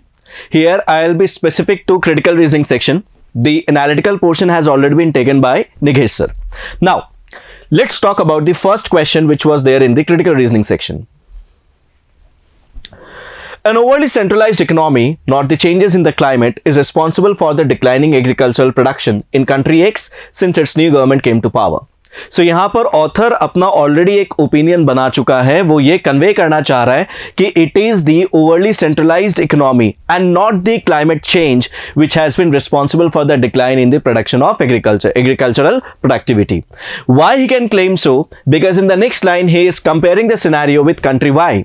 Country Y also has the same climatic condition, but there the agricultural production has seen a rise while in country X there has been a decline. So it is very obvious when the author is making an opinion that it is the centralized economy, overly centralized economy which is responsible, and discarding the scenario that climate conditions might play a role, it is obvious that he can claim this only when the crops which are grown in the two countries are same. Like in the first option, देखो हमें क्या बताना है, assumption बताना है। तो first option क्या कह रहा है, country X and country Y grow different crops as per the climate in this countries. So अगर डिफरेंट क्रॉप्स हैं तो सेम क्लाइमेटिक कंडीशंस का इंपैक्ट डिफरेंट हो सकता है क्योंकि crops are different. So it is very obvious जिन crops के लिए क्लाइमेटिक कंडीशन सुटेबल होगा वो फेवर कर जाएगा और एग्रीकल्चरल प्रोडक्टिविटी है वो बढ़ जाएगा, जबकि अगर it is not favourable it is going to decline like in country X. So therefore the crops are different. अगर वो होता तो ऑथर कंट्री वाई को एज अ प्रीमाइस यूज करके ओपिनियन क्रिएट नहीं कर पाता कंट्री एक्स के ऊपर। सो देयरफॉर A is discarded. A is wrong. B, crops cultivated in country X are the same as those cultivated in country Y. It is very obvious when you are talking about the same climatic conditions in the neighboring countries of X and Y, the crops will also have to be same. Then only actually the author can make an opinion कि climatic conditions की वजह से ऐसा नहीं है क्योंकि दोनों तरफ different results देखने को मिले हैं. So now the author can conclude that it is some other factor like overly centralized economy in country X which is responsible for the decline in agricultural productivity. Hence, here the correct answer is option B. Right? Next question. The violent crime rate, which has been defined as number of violent crimes per 1 lakh population, in Uttar Pradesh is 50% higher now than it was 5 years ago. तो उत्तर प्रदेश में जो crime rate था, violent crime rate था 5 साल पहले, आज के date में वो 50% से ज़्यादा बढ़ चुका है. The increase in violent crime rate for Bihar over the same period is only 20%, while in Bihar it has been seen that the increase is only 20%. These figures support the conclusion that residents of Uttar Pradesh are more likely to become victims of violent crime than are residents of Bihar. So using the two facts about the increment of the violent crime rate in the states of Uttar Pradesh and Bihar, which were respectively 50% and 20%, the author is making an opinion now. Opinion क्या create किया है कि UP के residents को ज़्यादा violent crime rates के victims देखने को मिलेंगे as compared to the state of Bihar. This obviously author is making this conclusion या making an opinion on the basis of the increase of the percentage increase in the violent crime rate. तो अगर इसके basis पर author ये claim कर रहा है, it is very obvious the author has to believe that 5 years ago the level of the crime rate, the violent crime rate has to be same in UP and Bihar. अगर ऐसा नहीं होता, he could not have made an opinion on the basis of the percentage increase of violent crime rate. तो वो कौन से option में है? Option A says the number of violent crimes in Uttar Pradesh and Bihar 5 years ago was the same. Yes, it has to be same. अगर ऐसा नहीं होता तो सिर्फ इस फैक्ट के बेसिस पर कि यूपी में 50% इंक्रीज हुआ है और बिहार में 20% इंक्रीज हुआ है, इसकी वजह से यूपी में विक्टिम्स ज्यादा होंगे, हम कंक्लूड नहीं कर सकते थे, right? So obviously A is the correct assumption. B says the population of Uttar Pradesh and Bihar 5 years ago was the same. We are not concerned about the population, we are concerned about the violent crime rate here. तो उस पर depend करेगा, so B is discarded. The population of Uttar Pradesh was more than that in Bihar 5 years ago. The population of Bihar was more than, so B, C, D are talking only about the population, not taking into account कि population में कितना violent crime rate था. So B से D are discarded, A is the correct answer. The next question, only colourless diamonds can command high prices as gemstones. So यहां पर basically comparison of prices given है और gemstones के prices obviously काफी high है as per the statement, और सिर्फ colourless diamonds ही है जो उतना प्राइस डिमांड कर सकती है. A type of less valuable diamonds can be treated to remove all colour. Only sophisticated test can distinguish such treated diamonds from naturally colourless ones. अब ये कह रहा है कि कुछ लेस वैल्यूएबल डायमंड्स हैं जिनको ट्रीट करके क्या कर सकते हैं, आप उनसे कलर हटा सकते हो, और सिर्फ सोफिस्टिकेटेड टेस्ट के थ्रू ही आप ये एक्चुअली डिटरमाइन कर पाओगे कि वो नेचुरली कलरलेस था या ट्रीटेड है. However, only 2% of diamonds mined are of the colored type that can be successfully treated. जितने भी डायमंड्स माइंड होते हैं, right, the number of diamonds which are mined, उसमें से सिर्फ 2% ऐसे कलर्ड हैं जिनको सक्सेसफुली ट्रीट कर सकते हैं, बाकी में ट्रीटमेंट पॉसिबल नहीं है successfully. And many of those are of insufficient quality to make the treatment worthwhile. और काफी ऐसे कलर्ड डायमंड्स होंगे जिनका ट्रीटमेंट वर्थवाइल नहीं है, right? So therefore now the author is making an opinion. Surely, therefore, the vast majority of colorless diamonds sold by jewelers are naturally colorless. Which of the following can be inferred from the argument above? हमें infer करना है, क्या opinion create कर सकते हैं हम as a reader. Value of colored diamond depends not only on their quality and utility, but also on their availability. No, nowhere it is talking about the availability, because naturally colourless diamonds कितने available हैं हम उस पर comment नहीं कर सकते, और जो बेसिकली यहाँ पर कलर डायमंड्स की बात हुई है जिनको ट्रीट किया जा सकता है वो कितना अवेलेबल इन एब्सोल्यूट टर्म्स हम कमेंट नहीं कर सकते. So let's discard it. Colour diamonds that can be treated to be colourless are the rarest of the diamonds mined. The word rarest can be used easily to discard this option. बिल्कुल गलत है ये, rarest word cannot be taken. Value of colored diamonds that can be treated to be colorless is less than the value of the gemstones. Value of the colored diamonds that can be treated, अगर वो already ज्यादा होता, जो colour diamonds आप निकाल रहे जिनको आप ट्रीट कर रहे हो ताकि उनका वैल्यू बढ़ जाए, तो आप ट्रीटमेंट इसीलिए कर रहे हो ताकि आप उनको हाई वैल्यू पे सेल कर सके. Now when it is saying that the value of the colored diamonds that can be treated to be colorless is less, because it is less, that is why the treatment is given, so that the value can go high and then it can command a price which is as high as gemstones, because the first line itself says only colorless diamonds can command high prices as gemstones. So only colorless diamonds, इसका मतलब जो colored है उनका value तो obviously कम होगा gemstone से. So C can be properly inferred from this argument. Hence, the correct answer is C. D कह रहा है no colorless diamonds sold by jewelers are those which have been artificially treated to be colorless is vague. Obviously, answer C is correct. Now, the next question belong to the set of identifying the inference as probably true, probably false. Yeah, definitely true, definitely false. So let's see what the argument says here. In what is called the game changer and in a bid to make India slum free, the UPA administration intends to roll out a plan to build 60 lakh houses in 3 years across 100 prominent cities of the country, helping free up hundreds of acres of precious government land that was occupied illegally. So यहाँ पर क्या कह रहा है, UP administration ने एक plan बनाया है जिसमें it is planning to build 60 lakh houses in 3 years. कहाँ पर 100 prominent cities के across, and this will eventually help in freeing up hundreds of acres of land, government land that has been occupied illegally, right? And that is something जो plan किया गया है उसे कहा जा रहा है game changer. The plan can generate revenues for the government in multiples of billions as the land can be monetized. Now, the freed up land जो illegally अभी तक occupied थे, once they are freed up, they can be monetized as well. Therefore, this will generate revenues for the government as well. Proliferation of slums has had an adverse impact on the GDP growth for years. जैसे जैसे slums increase हुए, rapid increase in slums has been responsible for the adverse impact, मतलब not a good one, but is having a negative effect on the GDP. Residents in slums are characterized by low productivity and susceptible to poor health conditions. So यहाँ पर basically अब slum areas की बात हो रही है कि वहाँ के जो residents हैं, they are characterized by low productivity and at the same time poor health conditions.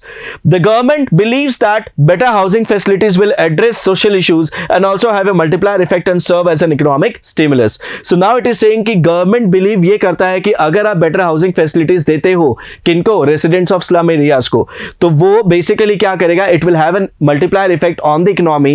That means it is going to boost up the GDP in one way, at the same time it will address the social issues as well, जो poor health conditions की बात हो रही थी. Living standards in slums are below the levels considered safe for human occupation. Now we need to identify this inference जो यहाँ पर बना गया है, क्या whether it is definitely true, probably true, data inadequate या probably false. We have these 4 options. So living standards in slums are below the levels considered safe for human occupation. Let us see the line. यहाँ पर ये साफ साफ लिख रहा है कि residents in slums are characterized by which are susceptible to poor health conditions. So it is very obvious living conditions has to be below the standards. So answer is A, definitely true. Next, unlike in developing countries, developed countries have far fewer slums. पूरे argument के अंदर कहीं पे भी developed countries की बात नहीं हुई है. So it is very obvious I can not make any inference which is making a comparison with developed countries. Hence answer would be data inadequate. No such information is given, no inference can be made. Therefore data inadequate is the correct answer here. Next, contribution of slum dwellers to GDP is lower than those living in better housing facilities. Contribution of slum dwellers to GDP is lower. क्यों कम है? क्या हमारे पास इसके पीछे कोई fact है? Let's see. First, proliferation of slums has had an adverse impact on the GDP growth for years. Number 1 मतलब बहुत इम्पैक्ट डालता है जीडीपी ग्रोथ के ऊपर. एट द सेम टाइम जो प्लान है 60 लाख हाउसेज को बिल्डअप करने का, उससे बेसिकली क्या होने वाला है, it will create a multiplier effect on the economy. That is what they are saying, because this land can be monetized. At the same time यहाँ पर multiplier effect की बात हुई है, अगर आप गवर्नमेंट अगर ये इश्यूज को हैंडल करती है, हाउसिंग फैसिलिटीज अगर प्रोवाइड करते हैं, तो it is very obvious contribution of slum dwellers to GDP is lower than those living in better conditions.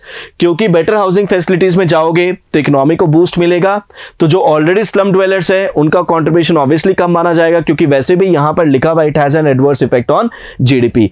Answer is definitely true, option A. Next, no benefit will accrue to the government for its plan to build housing units for slum dwellers. Like in the argument, it has already been mentioned that if the government free up the land and then it can be monetized, something which will build up revenue for the government, it is very obvious it is going to give benefits. So this inference, no benefit will accrue, is definitely false. Option D is the correct answer here. Next, most of the slums in India are across the well-known and important cities and towns in the country. Now, this is a good question, because if you see, the government intends to roll out a plan to build up 60 lakh houses in 3 years across 100 prominent cities of the country.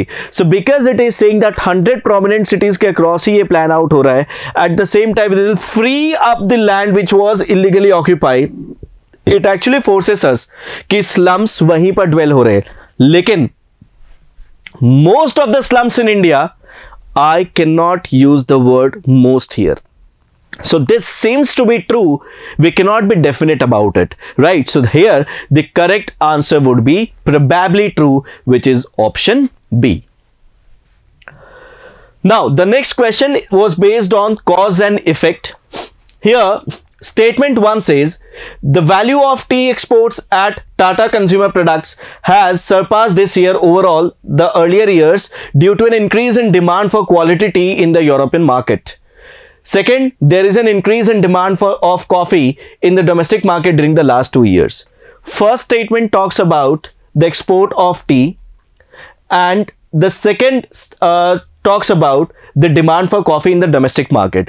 It is talking about European market, it is talking about domestic market. First is talking about tea, second is talking about coffee. So I cannot establish any order in between the two statements, which one is responsible for the other. So ऐसा कोई order maintain नहीं हो रहा, कोई cause and effect relation नहीं दिखाई दे रहा मुझे. So obviously option A and option B can be discarded. Now because I have already known that कि cause and effect का relation नहीं है, ये दोनों के दोनों effects है क्योंकि इनके पीछे ऑब्वियसली कोई कॉज भी होगा कि डोमेस्टिक मार्केट में डिमांड ऑफ कॉफी क्यों बढ़ता जा रहा है, राइट? यहां पर ये जो देखा जा रहा है कि increase in demand for quality tea in the European market क्यों बढ़ता जा रहा है. So there has to be cause behind it. So both are effects of independent causes, क्योंकि इनके पीछे कोई कॉमन कॉज नहीं नजर आ रहा है because they are talking about two different markets, therefore independent causes. So both are effects of independent causes. Next, as per the government data, the number of the young unemployed has increased sharply this year in comparison to the previous year. A large young number of people have applied for the post of clerk in Indian Railways this year. अगर मैं इन दोनों statements को relate करूं तो क्योंकि number of young unemployed has increased sharply, और यहां पर सेकेंड स्टेटमेंट भी young number of people who have applied for the post of clerk की बात हो रही है. Again this year as compared to the previous year, this year it has increased, that is the number of young unemployed, and this year only for the post of clerk the number of applications have been high by the young unemployed people. So it is very obvious, एक definite correlation दिखाई दे रहा है. First is the cause, that is an increase in the number of unemployed people who are young, and second is the effect that those young people have applied for the post of clerk. Hence first is the cause and second is the effect is the correct answer. Now again, next question was based on an argument which is talking about the basically underlying assumption. So let's see the argument. All social systems are based upon a division of economic roles. The values of a social system are embedded in the prestige accorded persons who fill various economic roles. So basically यहाँ पर ये कह रहा है कि social system के जो values हैं वो किनके हाथों में हैं? उन लोगों के हाथों में जिनके साथ प्रेस्टिज को अकॉर्ड किया गया है, बेसिकली जिनमें प्रेस्टिज, जिनके साथ प्रेस्टिज को एसोसिएट किया गया है, because they fill various economic roles. It is therefore unsurprising that for any social system the introduction of labour saving technology that makes certain economic roles obsolete will tend to undermine the values in that social system. So author here is making an opinion. He believes that अगर आप labour saving technology को introduce करते हो जो economic roles को obsolete कर देगा, it will only undermine the value of the social system, right? So this is what he believes. Now let's see which of the following is an assumption behind the assertion that the introduction of labor saving technology, जो last line था paragraph की उसकी बात कर रहा है. अगर मैं ये कह रहा हूं कि ऑथर ये क्लेम कर रहा है कि अगर आप लेबर सेविंग टेक्नोलॉजी को इंट्रोड्यूस करते हो, it will eventually undermine because it will make certain economic roles obsolete. So it is very obvious whatever economic roles have been made obsolete, ना तो आप उसको कॉम्पनसेट कर पा रहे हो, या फिर जितने आप लेबर सेविंग टेक्नोलॉजी के इंट्रोडक्शन से कुछ इकोनॉमिक रोल्स लाओगे वो ऑब्वियसली एग्जिस्टिंग से कम होंगे. सो where it is saying, which option is saying this? with introduction of labor saving technology, there will be either no new economic roles और they will always be fewer than economic roles lost. क्योंकि जितने भी नए economic roles अब introduce होंगे due to the labour saving technology, उसकी वजह से जो नंबर है वो ऑलरेडी एग्जिस्टिंग इकोनॉमिक रोल्स थे जो ऑब्सोलीट हुए हैं, या तो उससे कम होंगे या फिर वो बिल्कुल भी क्रिएट ही नहीं कर पाएंगे. So obviously option C is the correct answer. तभी तो वो जाकर के द वैल्यू को अंडरमाइन करेगा, the value of the values in the social system ko. So option C is the correct answer here. Let's move on to the next question. Which of the following, if true, weakens the author's assertion that?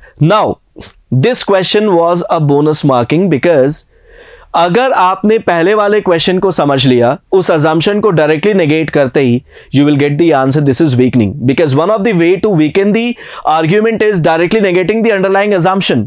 और अपना assumption इस particular argument के पीछे क्या था कि number of new roles which has been created by the labour saving technology will be less और it will they will not create any role.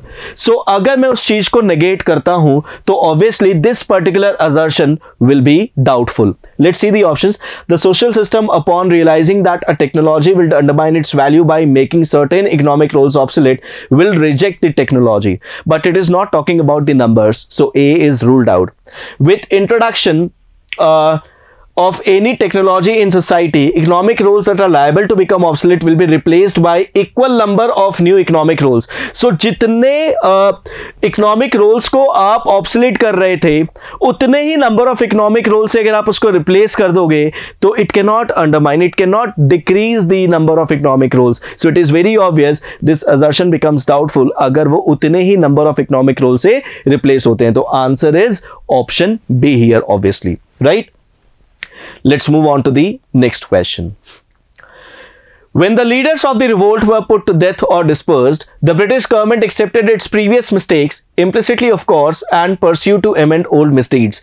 Implicitly of course का मतलब ये हुआ कि ब्रिटिश गवर्नमेंट ने कोई अनाउंस करके नहीं किया है, it is just doing it internally, मतलब खुद कर रहा है, which is self implied by their actions.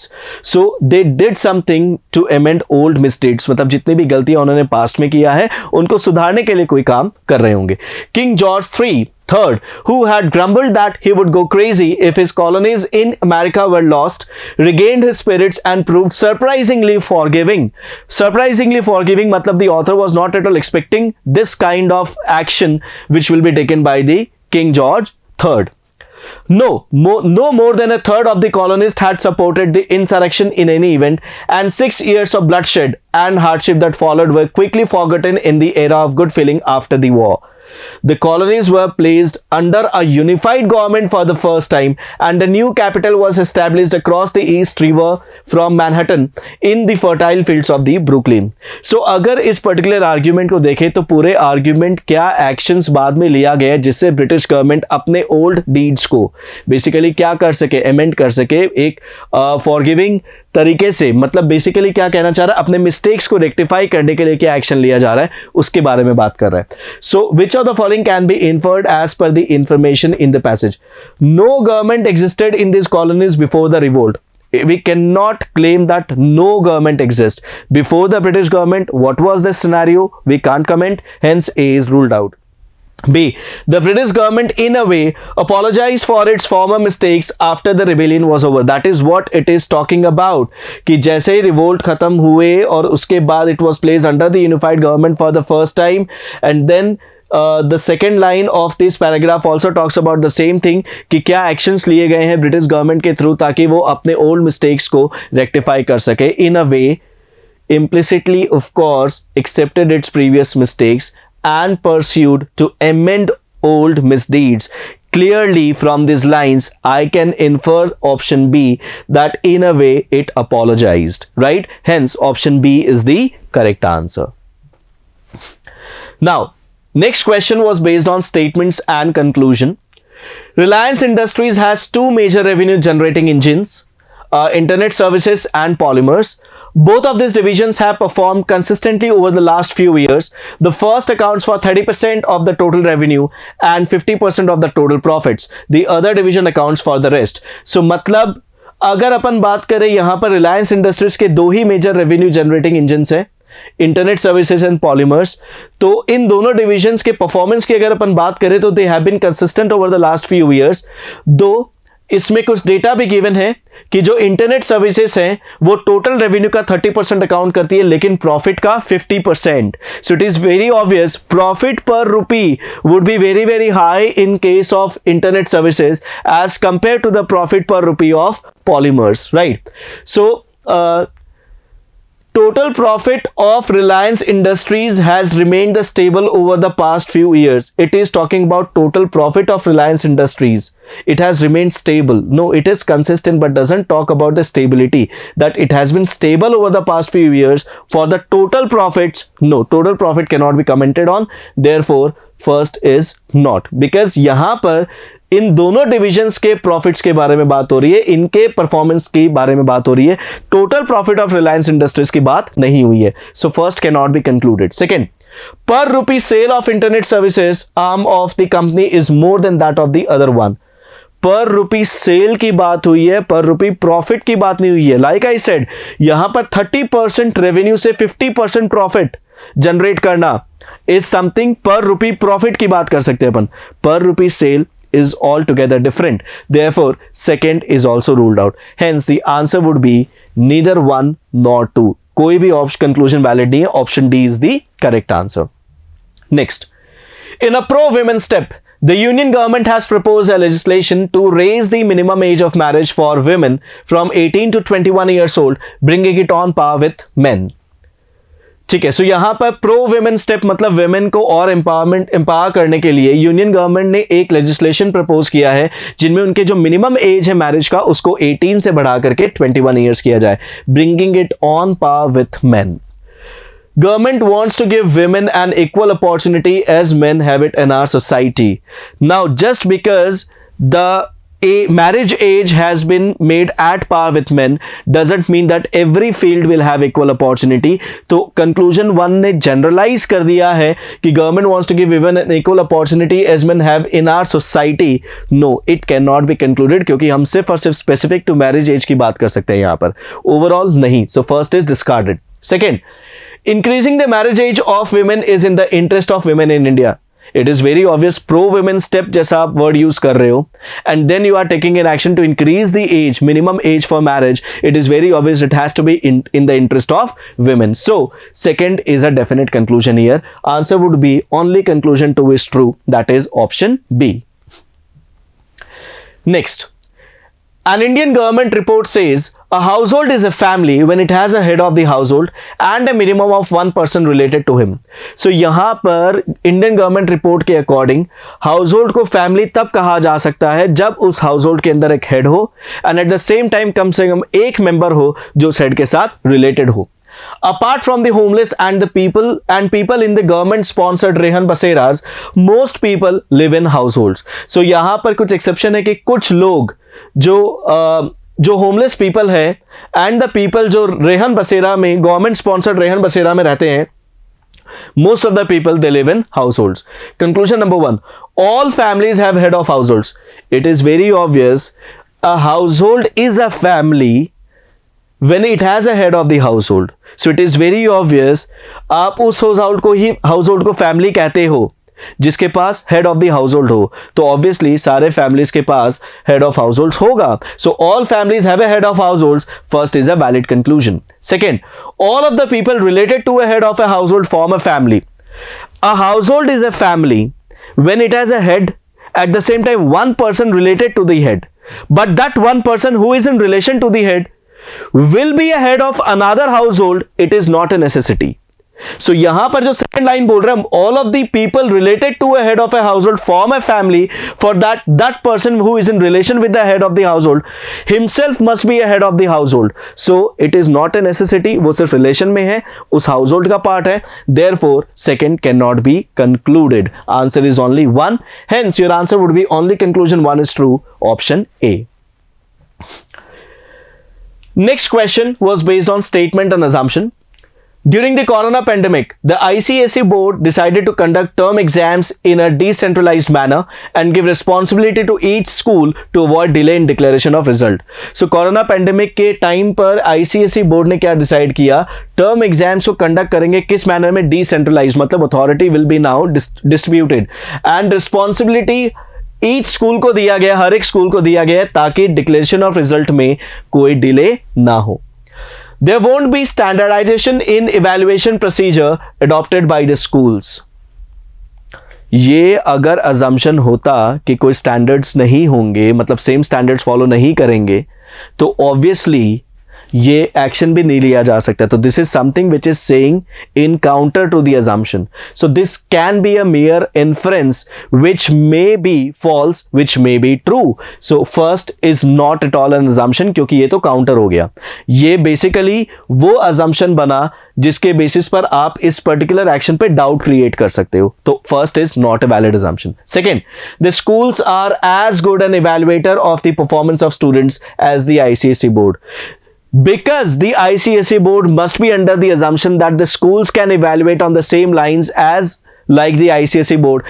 That is why it must have taken an action to conduct this examination in a decentralized manner and giving the responsibility to each and every school. So obviously second is a valid assumption, because of which the action has been taken here. Hence answer is option B, that is only 2. Next, the last question of the critical reasoning section. 15 candidates who are put on the waiting list of candidates selected for the UPSC interviews will get an opportunity of interview with the panel. Now it is saying that जो 15 candidates थे जो waiting list में थे, अब उनको opportunity दिया जा रहा है कि उनका भी इंटरव्यू कंडक्ट किया जाए. वेटिंग लिस्ट वालों को अगर अपॉर्चुनिटी दी जा रही है तो इट इज वेरी ऑब्वियस, या तो यूपीएससी ने अपने तरफ से नंबर ऑफ जॉब्स बढ़ा दिए हैं, नंबर ऑफ सिलेक्शंस बढ़ा दिए हैं, या फिर जो ऑलरेडी सिलेक्टेड लोग थे उनमें से कुछ लोग नहीं आए होंगे, मतलब वो लोग बेसिकली इंटरव्यू के लिए अपीयर नहीं हुए होंगे. So that can be an assumption. So number 1, the number of jobs offered by the UPSC has increase from the number of decided earlier. तो या तो नंबर ऑफ सिलेक्शंस बढ़े हैं. Some aspirants who were expected to interview with the panel have not appeared for the interview. So it is very obvious, या तो जो लोग interview देने आ रहे थे वही अपीयर नहीं हुए हैं, या सिलेक्शंस बढ़ाने का एक क्राइटेरिया होगा. तो दोनों में से एक डेफिनेटली फॉलो करेगा. That is why waiting list वाले कैंडिडेट्स को एक अपॉर्चुनिटी मिली गई होगी. सो आंसर इज आइदर 1 और 2, option C. So this was all about the solutions for the critical reasoning section. In the coming slides, we'll be talking about the legal solutions which will be taken up by Sumit sir. Thank you so much. Welcome students. So I hope every one of you have appeared for the open mock AILET which was based on the new pattern as suggested by the NLU Delhi and which you all know. So here we are to discuss about the legal aptitude part of this particular mock. Now as you all know that in this mock the legal aptitude section, it has been merged in logical reasoning. So basically the section is in all named as logical reasoning, which has got the element of the analytical reasoning, critical reasoning and a part of the legal aptitude, whereupon you will be provided with some information regarding the principles and the fact, and then you have to apply your basic reasoning, and applying the principle you need to find out the answer from the relevant fact. So in this mock, this particular section of the legal aptitude, or I can say that the legal aptitude part in the logical reasoning, it was from question number 121. It was starting from question number 121. So we will be going to discuss the questions one by one. So let's start. Now the first question.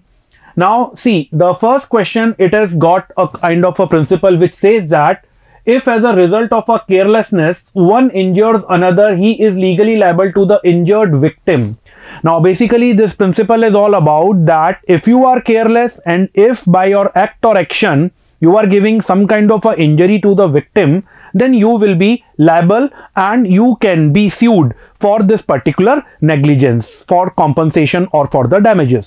अब देखिए यहाँ पे क्या है, that a person, he was a co-pilot in the Lufthansa and he went for a stay in a 5-star hotel in Delhi, and when he dived in the swimming pool, his head hit the bottom of the pool due to the insufficiency of water in the pool. Now this is very important, that the water in the pool, it was not sufficient enough which can make you like to dive in the pool, and this was all the negligence of the hotel management, the persons who were taking care of the swimming pool, because they know that when the guests are there on the pool side, definitely if they want to go for the swimming and if someone dives, it can be dangerous or it can cause injury to the persons. So they have not taken any kind of a care regarding this thing. So we have been asked that his family wishes to make the hotel authority liable. आपको ये बताना है क्या hotel authority liable है? बिल्कुल. His family will succeed because the defendants were negligent in ensuring the sufficient water in the pool. अब यहाँ पे डिफेंडेंट कौन है? The hotel authorities. प्लेंटिफ कौन है? राम की फैमिली. तो यहाँ पे हम बिल्कुल ये कह सकते हैं कि होटल अथॉरिटीज की रेस्पॉन्सिबिलिटी थी कि वो ये इंश्योर करते that the pool has got the sufficient water, but it has not been done by the hotel authorities, so the Ram family can sue the hotel management. So answer is A. Now next question. Now this particular question has got a particular principle which has been mentioned here, that these are the principles which will be applicable on the three questions, that is 122, 123 and 124. Now what are the principle? That the following are the essential for qualifying an event as a force majeure event and render the contract enforceable, and the principle is given that the event should be outside the control of a normal human expectation and beyond the control of a human, and the parties will not be excused where the event preventing the performance of the contract could have been anticipated. The third, the impossibility of the contract will be determined depending on the fact and the circumstances of each case. Let's say they have given the example that a debtor cannot escape from his liability of paying the due debt to the creditor, and so on. There was the fourth principle. Now let's come to the question. देखिए इस question में क्या हो रहा है, that Mr. Mithun, he is entering into a contract with Mr. Chakravarti to sign at his wedding, and in lieu of the same he acquired a sum of 5,000 from Mr. Chakravarti as an advance. Exactly on the day of wedding, Mr. Mithun comes to know that due to the outbreak of the deadly virus corona, all flights running within a territory of India will not run until the next month, and so he missed the wedding. तो यहाँ पे क्या हो रहा है, एक इंसान ने किसी भी पर्टिकुलर चीज का कॉन्ट्रैक्ट किया, पर जब उसे कॉन्ट्रैक्ट को फुलफिल करने के लिए जाना था तब उसे पता चला कि due to this pandemic situation the flights are cancelled and now he can not fly to the destination. तो यहाँ पे ये जो इवेंट है ये डेफिनेटली मिस्टर मिथुन के हाथ पे नहीं है, वो इसे एंटिसिपेट नहीं कर सकते थे. तो यहाँ पे आंसर होगा B for Bombay, that mister Mithun can not be sued since the event amounts to the force majeure event and it was not under his control to go and to perform. Next question 123. Now this question also is based on the same set of principle which we have discussed in the previous question. Now in this question what is happening, that Miss Jui, she is taking a loan of 5 lakh from Miss Chawla and promised to pay her the same after a period of 1 year. So simply it is a case of a relationship between a debtor and a creditor. आगे क्या है, upon the completion of the maturity date she failed to pay her debt and claim for the impossibility of the contract. अब उन्होंने impossibility कौन से reason पे claim करी है, that due to the outbreak of the corona being a force majeure event I am not able to perform this particular contract. पर जैसा कि प्रिंसिपल में स्पेसिफिकली मेंशन्ड है कि डेटर क्रेडिटर रिलेशनशिप पे इस तरह का कोई भी एक्सेप्शन अप्लाई नहीं होगा. आपने पैसा लिया, it was a kind of a loan and you have promised to pay the loan on a particular date or let's say after a particular period of time, so you are supposed to do so. You cannot take the excuse of the pandemic. तो answer होगा again A, no, Miss Juhi cannot do so as the case doesn't fall into the category of the force majeure clause. जो यहाँ पे आपको principal दिया गया है इसमें जो थर्ड पार्ट है प्रिंसिपल का वो क्लियरली आपके क्वेश्चन को सॉर्ट आउट करता है, सॉल्व करता है. Now next question talks about that there is a contract between A and B for the supply of certain goods of a particular price. The workers in a factory are not satisfied with their working condition. अब देखिए पूरे question में क्या हो रहा है कि आपने कोई कॉन्ट्रैक्ट लिया है, and you will be supplying some kind of a goods. Right from taking of the contract, you were knowing, the owner of the factory, the manufacturer were knowing that workers are not satisfied and they were giving the threat to go on a lockdown or on a strike. So it was his duty to maintain a kind of a harmony and a good relation between the management and the workers. So it has not been done. And बाद में क्या हो रहा है कि आप workers के जाने के बाद, क्योंकि उन्होंने स्ट्राइक किया है, आप ये कहना चाहते हैं कि कॉन्ट्रैक्ट आप पूरा नहीं कर सकते and now you want to take the benefit of force majeure, पर नहीं, क्योंकि प्रिंसिपल में मेंशन्ड है कि अगर कोई भी ऐसा इवेंट है जिसको कंट्रोल करना आपके हाथ में था तो आप इस एक्सेप्शन को यूज नहीं कर सकते. यहां पे आपको डे वन से पता था that workers are not satisfied, they are aggrieved, so you can control the workers. आप ऐसा कर सकते थे पर आपने नहीं किया, तो आंसर यहां पे बी होगा. No, since such situation would not amount to a force majeure event as mister A could have very well anticipated that the workers can go on strike and he has not taken any appropriate measure to stop them. Now let's come to question number 125. Again, now this question is based on a separate principle. Now principle is that as per article 25, subject to the public order, morality and the health and to the other provisions of this part, all persons are equally entitled to freedom of conscience and the right freely to profess, practice and propagate their own religion. Now what the principle is saying, and now what are the fact that the world is facing a pandemic that has killed almost 8,000 people and it has infected more than 2 lakh, and the pandemic is a contagious virus, thus avoiding human contact is a paramount. In light of this, the government has banned a public event gathering even at the temples and the mosque. A group of believers has approached to the Supreme Court saying that this ban is a violation of article 25. अब देखिए, आपको ये बताना है क्या ऊपर के principal के बेसिस पे आर्टिकल 25 को फॉलो करना चाहिए या नहीं. देखिए, आर्टिकल 25 के लिए भी एक लिमिटेशन दिया हुआ है. वो लिमिटेशन क्या है? That this article is subject to public order, morality and the health. यहां पे अगर हम इस तरह की गैदरिंग को परमिशन देंगे तो it can cause danger to the public at a large, so it is not advisable. So definitely supreme court यहां पे आपको कोई रिलीफ नहीं देगा. And answer to this particular question should be D, that is Delhi. The ban is valid as a public health is a exception to the right to profess religion. Let's come to question number 126. Now it has got two principles. Now first principle says that when there is a no violation of a legal right but despite there is a damage or loss to the plaintiff, then it is not actionable in the court of law and no damages can be claimed and intention of the defendant is immaterial in the this particular tort cases. यानी ये कह रहा है कि अगर आपको कोई damage हुआ है बट वायलेशन नहीं है लीगल राइट का, तो किसी भी तरीके से लीगल रेमेडी अराइज नहीं होती है. Now what are the case, what are the fact which this particular question is talking about. Mitu went to the market with her friend Geetu to buy an expensive dress for her own birthday. Mitu bought a dress for ₹10,000 and unaware of the fact that Mitu wanted to wear most expensive dress on her birthday, Geetu bought the dress of ₹25,000. Everybody praised Geetu for her dress. Filled with the anger, Mitu sued Geetu for the damages. अब इसको तो आप बहुत logically solve कर सकते हैं कि यहाँ तो केवल एक जेलसी का फीलिंग है, एक ईगो का फीलिंग है कि आपने मेरे से भी महंगा ड्रेस ला करके दिया, तो डेफिनेटली यहाँ पे किसी तरह की कोई लीगल रेमेडी नहीं बनती है. तो no, Meetu will not succeed as no legal right has been violated.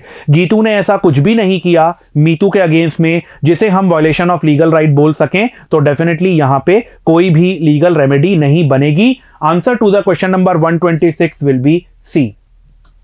Now 127. Now this principle is talking about the absolute liability and it is also saying that the difference in the absolute liability and the strict liability is of the certain exceptions which has been given in the case of the strict liability but not in the case of absolute liability. और वो exceptions कौन से हैं? जैसे act of God बताया है इन्होंने, it is like one of the exceptions. और यहाँ पे ये reasonable mistake of fact की भी बात कर रहा है और ये यहां पे आपको एब्सोल्यूट लायबिलिटी के बारे में बता रहा है. ठीक है, so basically this principle is talking about the absolute liability.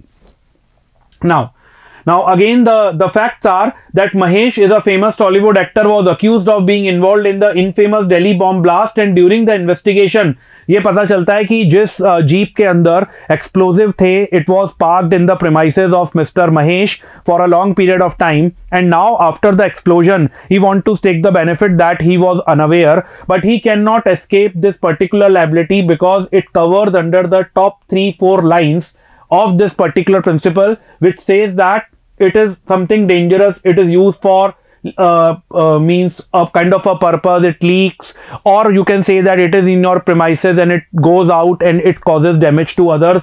So based on this we can say that it is the pure application of the absolute liability. So the answer should be A. Since this is an absolute liability offense, Mr. Mahesh cannot be absolved of this liability on the ground that he has no knowledge of the vehicle parked in the premise. Premises उनके थे, vehicle वहां पे खड़ा था, इस fact के अंदर कोई भी डेविएशन नहीं है, तो हम ये कह सकते हैं कि डेफिनेटली यहाँ पे एब्सोल्यूट लायबिलिटी अप्लाई हो जाती है. Question number 128. Now in this particular question, a person is liable for the tort of negligence if he breaches the legal duty of care which he owes to the plaintiff and the plaintiff suffered a damage resulting from this particular breach. तो आपको ये बताना है कि यहाँ पे legal duty है और अगर उस ड्यूटी का ब्रीच होता है तो ये टॉर्ट ऑफ नेग्लिजेंस एस्टेब्लिश हो जाता है. अब देखिए यहाँ क्या है कि नितिन एक कार चला रहे हैं and after he has consumed the 2 bottles of the whisky and the second person Isaac was driving with the headlights turned of. दोनों के बीच में एक कोलिजन होता है और Nitin who was highly intoxicated, he has a narrow chance to avoid the collision, but because of the high level of alcohol in his blood he was unable to do so. Now Isaac sued Nitin for the negligence. Will he succeed? Yes, definitely he will succeed because the Nitin breached the duty of care that he owes to the other people commuting on the highway. Now this principle doesn't talks about any kind of a contribution in the injury from the side of the second person. यहां आपसे सिर्फ इतना सा पूछा गया है कि जो सेकंड पर्सन है आइजैक, उन्होंने नितिन को स्यू किया है कि भाई नितिन की तरफ से गलती थी. ऑब्वियस सी बात है, गलती तो नितिन की तरफ से थी, चाहे वो आइजैक की तरफ से भी थी पर नितिन की तरफ से भी थी, तो हमारा आंसर उसी परसेप्शन में आएगा. तो answer should be D for Delhi. Now question number 129. Now again this question number 129, it is based on the principles which will be applicable on 129 and 130th.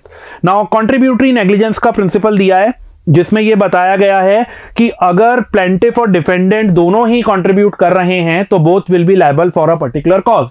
अब देखिए 129 में है that Mr. A was crossing a railway line and a servant of a railway company, Mr. B, who was in the charge of crossing was not paying the attention but later shouted a warning to him, and due to this particular thing, because the first one was deaf, he was unable to hear the warning and was consequently injured. Who would be liable for negligence? Now both will be liable because he was crossing a railway line which was not an appropriate thing to be done by a person, by a civilian, and it was the duty of Mr. B to stop such persons from committing such kind of a act of trespassing a railway line, but he also failed in the commitment of the duty. So in this question both the persons Mr. A and Mr. B will be liable. So the best answer should be C. Mr. A and Mr. B both would be liable for the contributory negligence on account of the fact that both the persons contributed to the damage. Now question number 130, again it is based on the same principle which has been used in the previous question, that is in question number 129. Now what question number 130 is saying that Mr. A chained the feet of the donkey and left it on a narrow highway. Mr. B coming from the other side was driving his car so rashly that he hit the donkey and killed it. Who would be liable for the negligence in this particular case?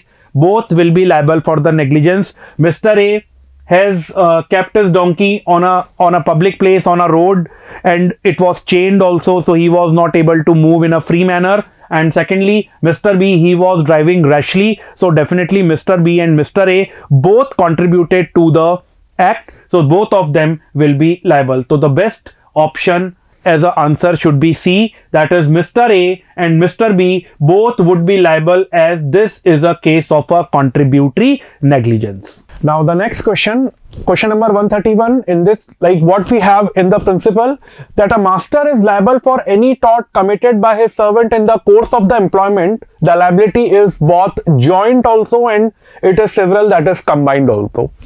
Now the principle is very clear that master will be liable for any kind of a civil wrong or a tort committed by the servant if it has been done in the course of employment. अब देखिए question क्या है. Martin appointed Gopal as his driver and one day he has sent his driver to fetch some goods from a nearby shop and while coming the driver injured a person who was trying to cross the road. आपको ये बताना है कि यहाँ पे कौन liable है.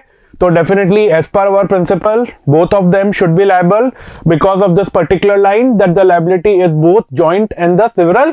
So the answer should be D for Delhi, both are liable. So it was a easy question.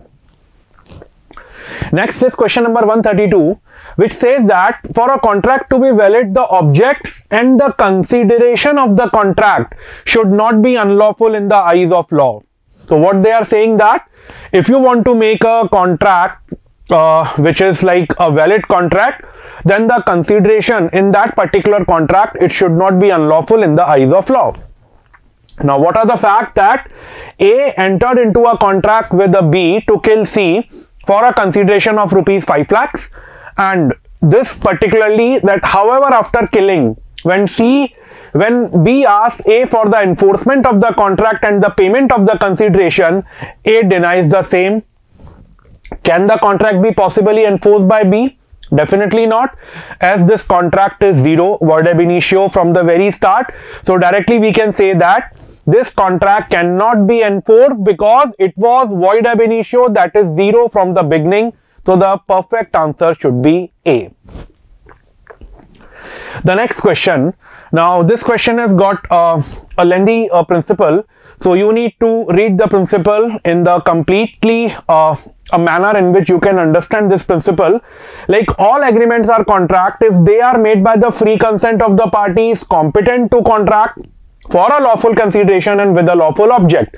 So there are three elements which are given in this particular principle, that the consent of the parties should be free, they should be competent to enter into the contract, and the consideration should be lawful along with the lawful object and are not hereby expressly declared to be void. A person of unsound mind who is of a sound mind can enter into a contract only when he is of sound mind at the time of the formation of the contract. So basically this principle, it requires like it is giving all the requirements given in the contract to have a valid and a legal contract. Now what are the facts? That A is suffering from a particular disease, schizophrenia, which is a mental disorder, and this may result in the various combinations like the hallucinations, delusions and extremely disordered thinking and behavior that impairs the daily functioning and can be a disabling. However, there is a particular period whereupon this particular person is in sound mind. Now, he enters into a contract with B to purchase his house for rupees 6 lakh, but later denies to comply with the same and defend himself with the mental disorder. Can the contract be made enforceable in the court of law? Now, it is clearly given that however is often of sound mind during which he enters into the contract. Now this line is very clear that when A is entering into a contract, he was of sound mind. Definitely he is satisfying all the important elements which are given in the principle. So the answer to this particular question will be positive, that is the contract is a valid one because A was of sound mind at the time of entering into the contract. Now the next question, that is question 134, it talks about nothing is an offense which is done in the exercise of a right of a private defense, and now they are explaining the private defense, which basically says that if you have an apprehension of a kind of a injury like a kidnapping or a grievous hurt or any kind of a danger to the body, then the person, if taking any kind of a action by using the right of private defense, it will be a valid one. Now what are the facts? That A was holding the birthday party of his daughter, and few of the friends of the daughter, they decided to surprise her by giving a kind of a surprise element, and in this particular surprise they wish to present a car, but prior to the presentation or by giving this car, they just kidnap their friend, and then they want to present this particular car. This is the kind of a story which has been given. So जब ये kidnap हुआ, then there was a apprehension in the mind of the father that actually he thought that his daughter has been kidnapped. So what he does, that he got alarmed and he asked the guard to open fire, and the guards killed all the 5 friends who were actually doing this surprise act of kidnapping. Now you have to decide whether A is protected or not. Now as per our principle, it is clearly given that if there is a kind of a assault which cause a reasonable apprehension of kidnapping, the right of private defense is available. So by following the principle, we can say that the father will be protected, because to any ordinary person there would have appeared to be a reasonable apprehension of the kidnapping, which is clearly mentioned in option D. So D will be the answer. Principle 135, it says that if as a result of a carelessness one injures another, he is legally liable to the injured victim for resulting damages unless the victim own carelessness also contribute to causing of the accident. So basically it is a kind of a contributory negligence, or we can say that a contribution to a particular activity. Now what is the fact is that Raju, he left an iron pole on a public road, and 2 meters from that spot was a traffic signal indicating the speed limit to be 30 kilometers. So basically Raju is doing a careless act by keeping or by taking a pole on a road which is a public road, but also the signal suggested, the traffic rule suggested that the speed at this particular spot should not cross 30 kilometers per hour. But Mr. Sham, he was riding a scooter at 60 kilometers. He noticed the pole from a distance, but due to this high speed, he was not able to avoid and he collided with the pole and was injured.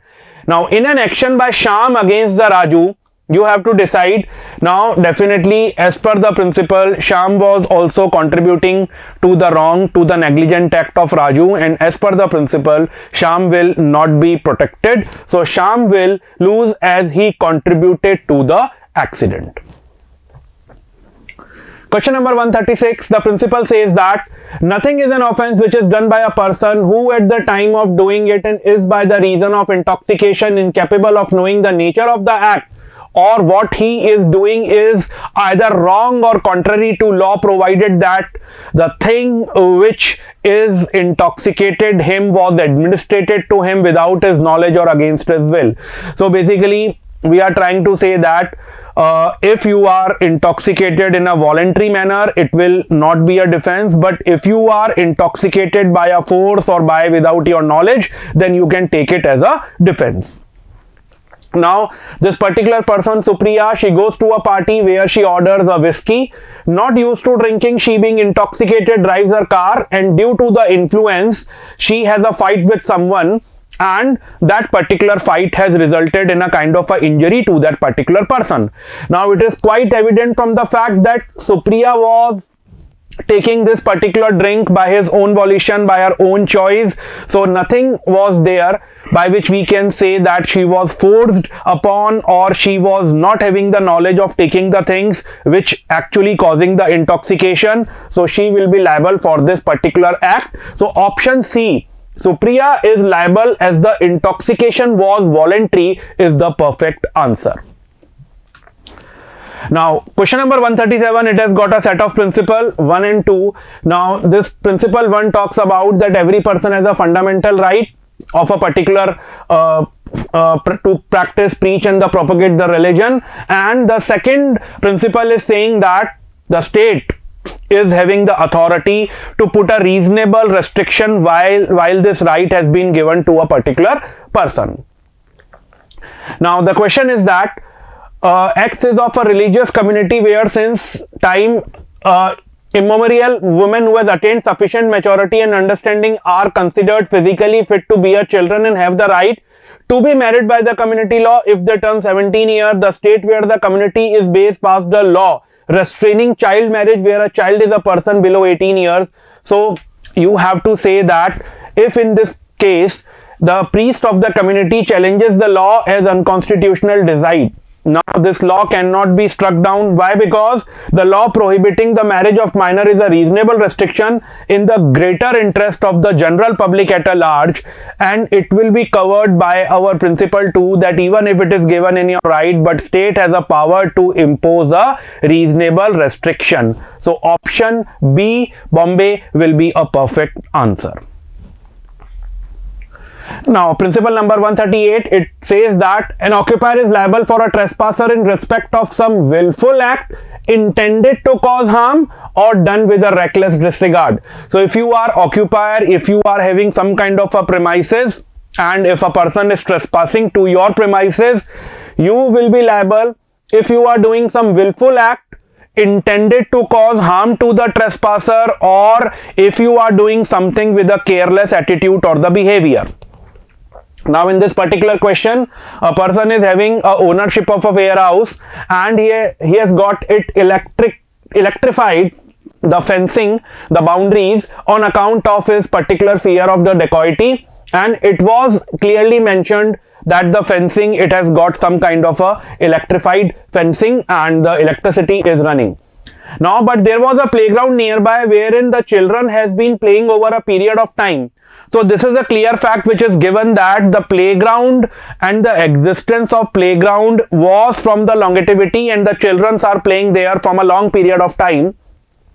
And one day a cricket ball of a child, it went into the fence, and the child who was about 10 years of age, he comes to pick the ball, and due to this particular electric shock, he got some kind of injuries. Now the parents of the child, they want to sue the Mr. Sakalchand, the owner of the premises or the occupier. Now definitely it will be a kind of a liability because it will be covered by done with the reckless disregard, although intentions were not there. But still, when Sakalchand was having this knowledge that a playground is a nearby and often the children are playing in the playground, and definitely in this particular age factor, the child doesn't have enough maturity to know what is right and what is wrong. So mere writing a board on a wall that the fences are being electrified is not enough measure by the Sakalchand. So he will be liable. So option C will be a perfect choice. Sakalchand will be liable because he must have taken note of the adjacent playground. Now question number 139, it talks about a person is liable for anything and everything arising out of his act or omissions which he can reasonably foresee that would injure his neighbors, and neighbor means any person who would be affected by the act of the defendant. Now the explanation to this particular principle is also given that a balance shall be drawn between the importance and the usefulness of an act and the risk created thereby, and in the event of dispute the former shall prevail. अब देखिए यहाँ पे क्या है कि एक किसान है जो कि बेसिकली कल्टीवेटर है और वो मैंगोस को एक्सपोर्ट कर रहा है, and he has several acres of land, and due to the shortage of water, the government constructed a huge canal adjacent to the orchards of the Seth, this particular person, Seth Amlal, and this canal was to do away with the water shortage. But due to this particular canal, there was a kind of a leakage of the excess water, and due to this, the trees which are in the orchard of the Seth Amlal, they died and they were rotten, and now this particular person, he wants to sue the state for the damages. But the answer is the government will not be liable as the construction of canal is for the larger benefit.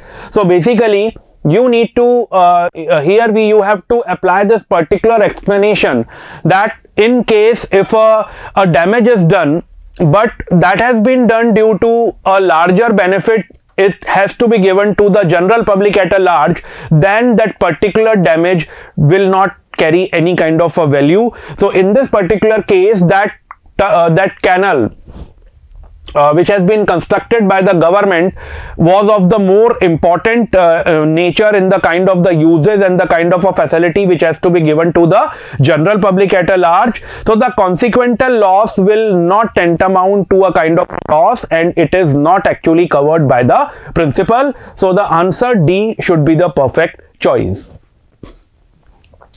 Now the next question, it talks about that under the law of tort, a person who wishes to sue another person for compensation has to prove that the other person was negligent. However, he need not to prove the same if the negligence is obvious and self-explanatory. So basically, if everything is apparent from the record, if the things are factual, then definitely no need to explain the things is there. Now in this particular passage, in this particular fact, there was a surgery, and the crux is that it was found that the doctor who has operated on the patient, he has left a mop in her abdominal cavity, which has caused a kind of a physical damage or a discomfort to the person. Now it is very evident and it is very clear that if a mop has been left in the abdominal cavity or in the abdomen during the surgery, it is by the negligence of the doctor who is conducting this particular surgery. So definitely the doctor will be liable, and Mr. Subhash need not prove that Dr. Ashok is negligent. So the best option is C. So C is the perfect choice. Now in this next question, that is 141, the principle says that every person has a right to complete immunity of his own from a physical interference of the other, except in so far as the contact may be necessary under the general doctrine of privilege. So basically what they are saying that if contact is necessary and it is like proof that without this particular contact no other kind of a thing is possible, then only you can contact. Otherwise every person has a right to have a immunity of his own from the physical interference of the others. Now I will just cut down the passage or the facts. Patient was going with the treatment, and it was very clear that the patient, that end was near, and it has been also determined by the physician who is doing this particular treatment, and a specialist doctor, he has administered a kind of a drug without the consent. Now this is very important, that no consent has been taken from the patient before administering this particular drug. Although the experiments are going on which are proving that this particular drug will control the spread of the cancer cell to some extent, but it has not been yet established by the final conclusion or the result. So it is on the experimental stage.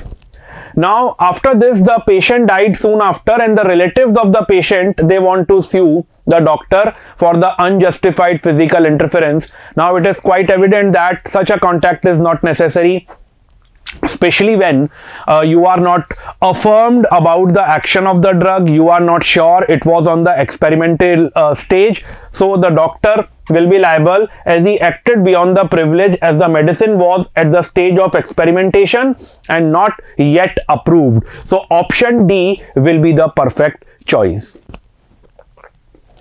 Next question, 142, the principle says that whoever intentionally put any person in the fear of an injury. So basically what you are saying in this particular principle, the examiner is saying that if you put a person into injury and after that you are dishonestly induces the person to put in a fear to deliver any person, any property, it is the definition of extortion. However, intending to take dishonestly any movable property. So the next principle is talking about that if by dishonest intention without consent you move the property, then it will tantamount to theft. So it is like a combination of two principles. Till extortion it is principle number 1, and after that the principle for the theft is given. Now the facts are: A entered B house, caught hold of the B daughter, C threatened to stab her but never went close to her daughter, and said that if B did not give him all the precious belonging, then he will be going to kill the daughter.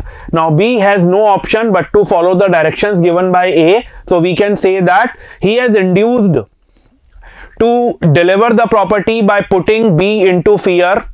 So definitely it will come and it will be covered by principle 1, that is the principle of extortion. So A has committed extortion will be the perfect answer. So B, A has committed extortion is the perfect answer.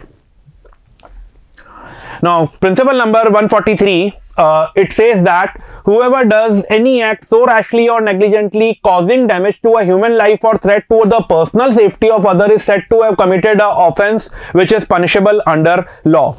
Now in this particular question, a person is having a particular bike and he was running this bike on a great speed at a speed of 140 kilometers per hour in a city which is crowded, and he was very good in the riding.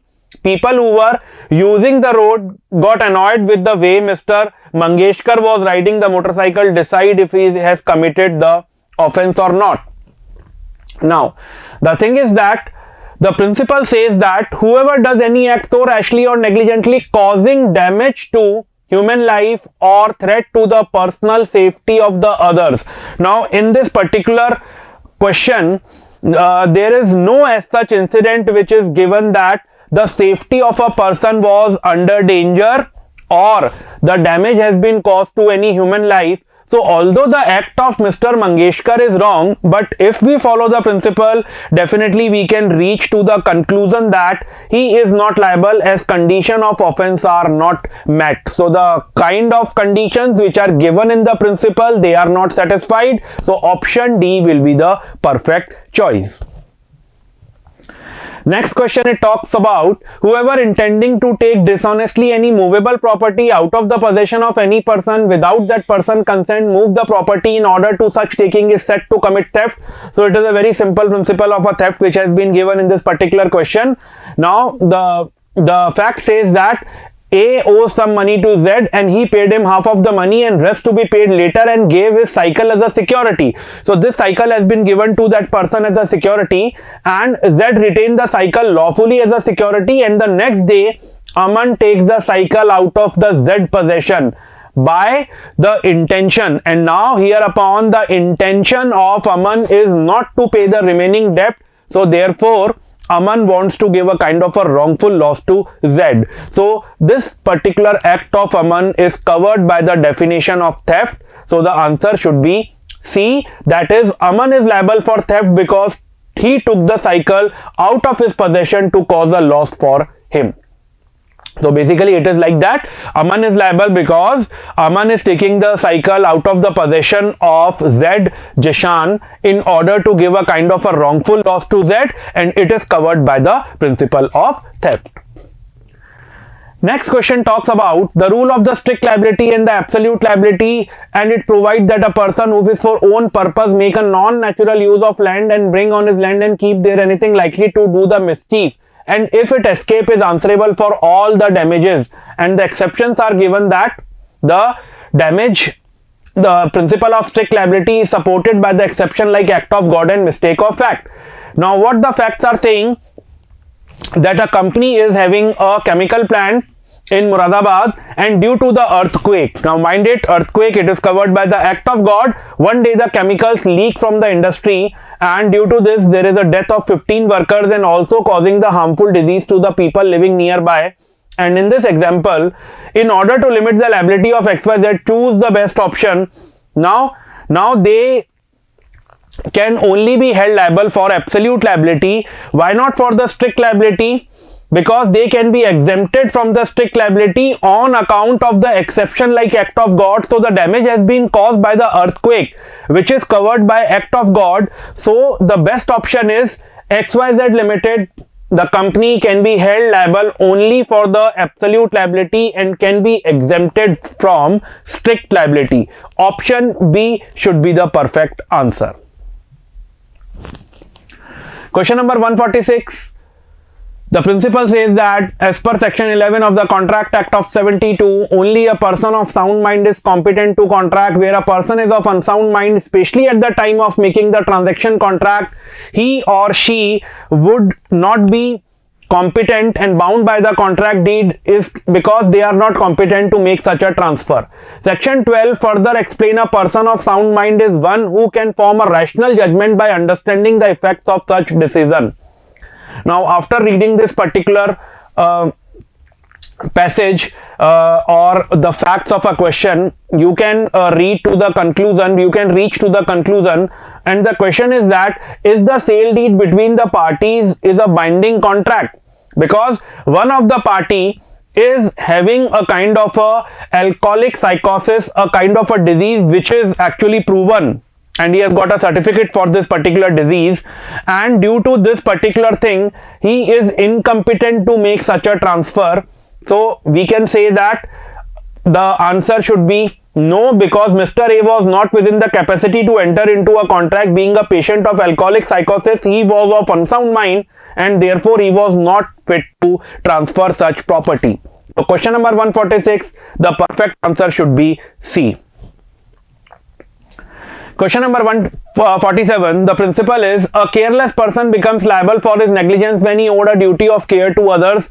Now again, this is a very small question and very easy one also. A person, he was boarding a bus and he keeps the door open, and due to this particular activity, a person who was standing on the platform, he is like hit by the door of the moving bus and he got some kind of a injury. Definitely the act of the person who was boarding the bus, it was not a proper act and therefore he will be liable. So option A, Basappa is liable to Birappa for not having taken care to close the door of the moving bus should be the perfect choice.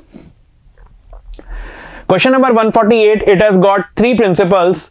The principle 1 is an expression of willingness to enter into a contract amount to an offer. Second talks about a response to an existing offer in the form of another offer. And third talks about a response to a statement which sought to solicit an invite.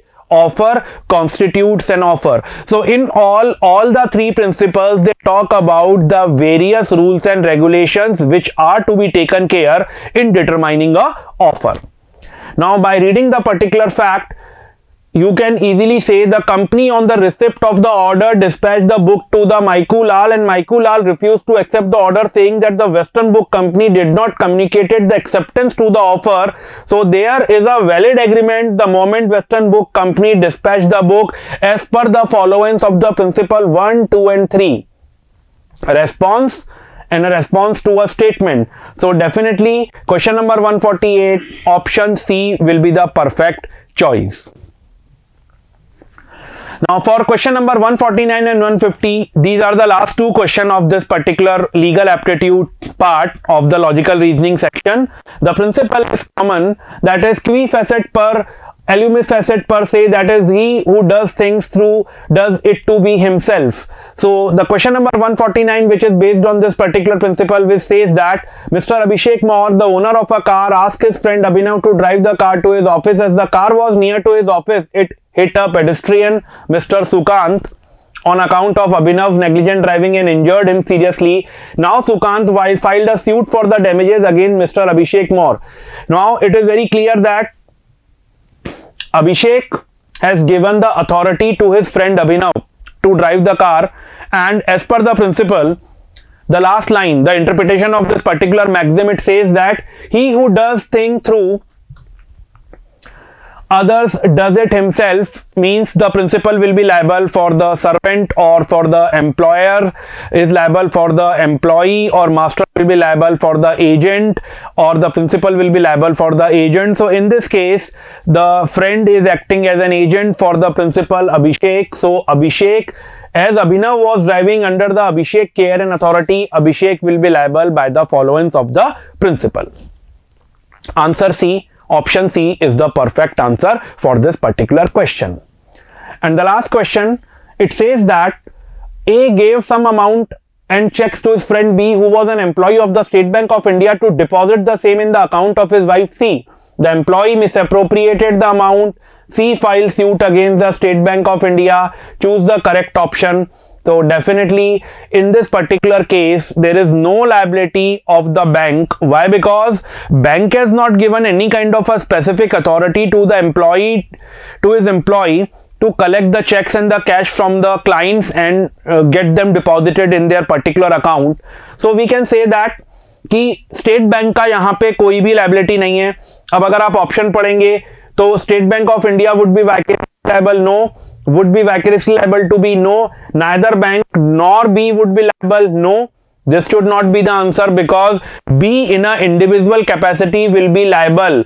So B will be liable for A, but in a individual capacity. But this option is not given. So the best choice out of these four options will be none of the above, as A, B and C, they are not fit option according to the principle. So the answer should be D, none of the above. Thank you.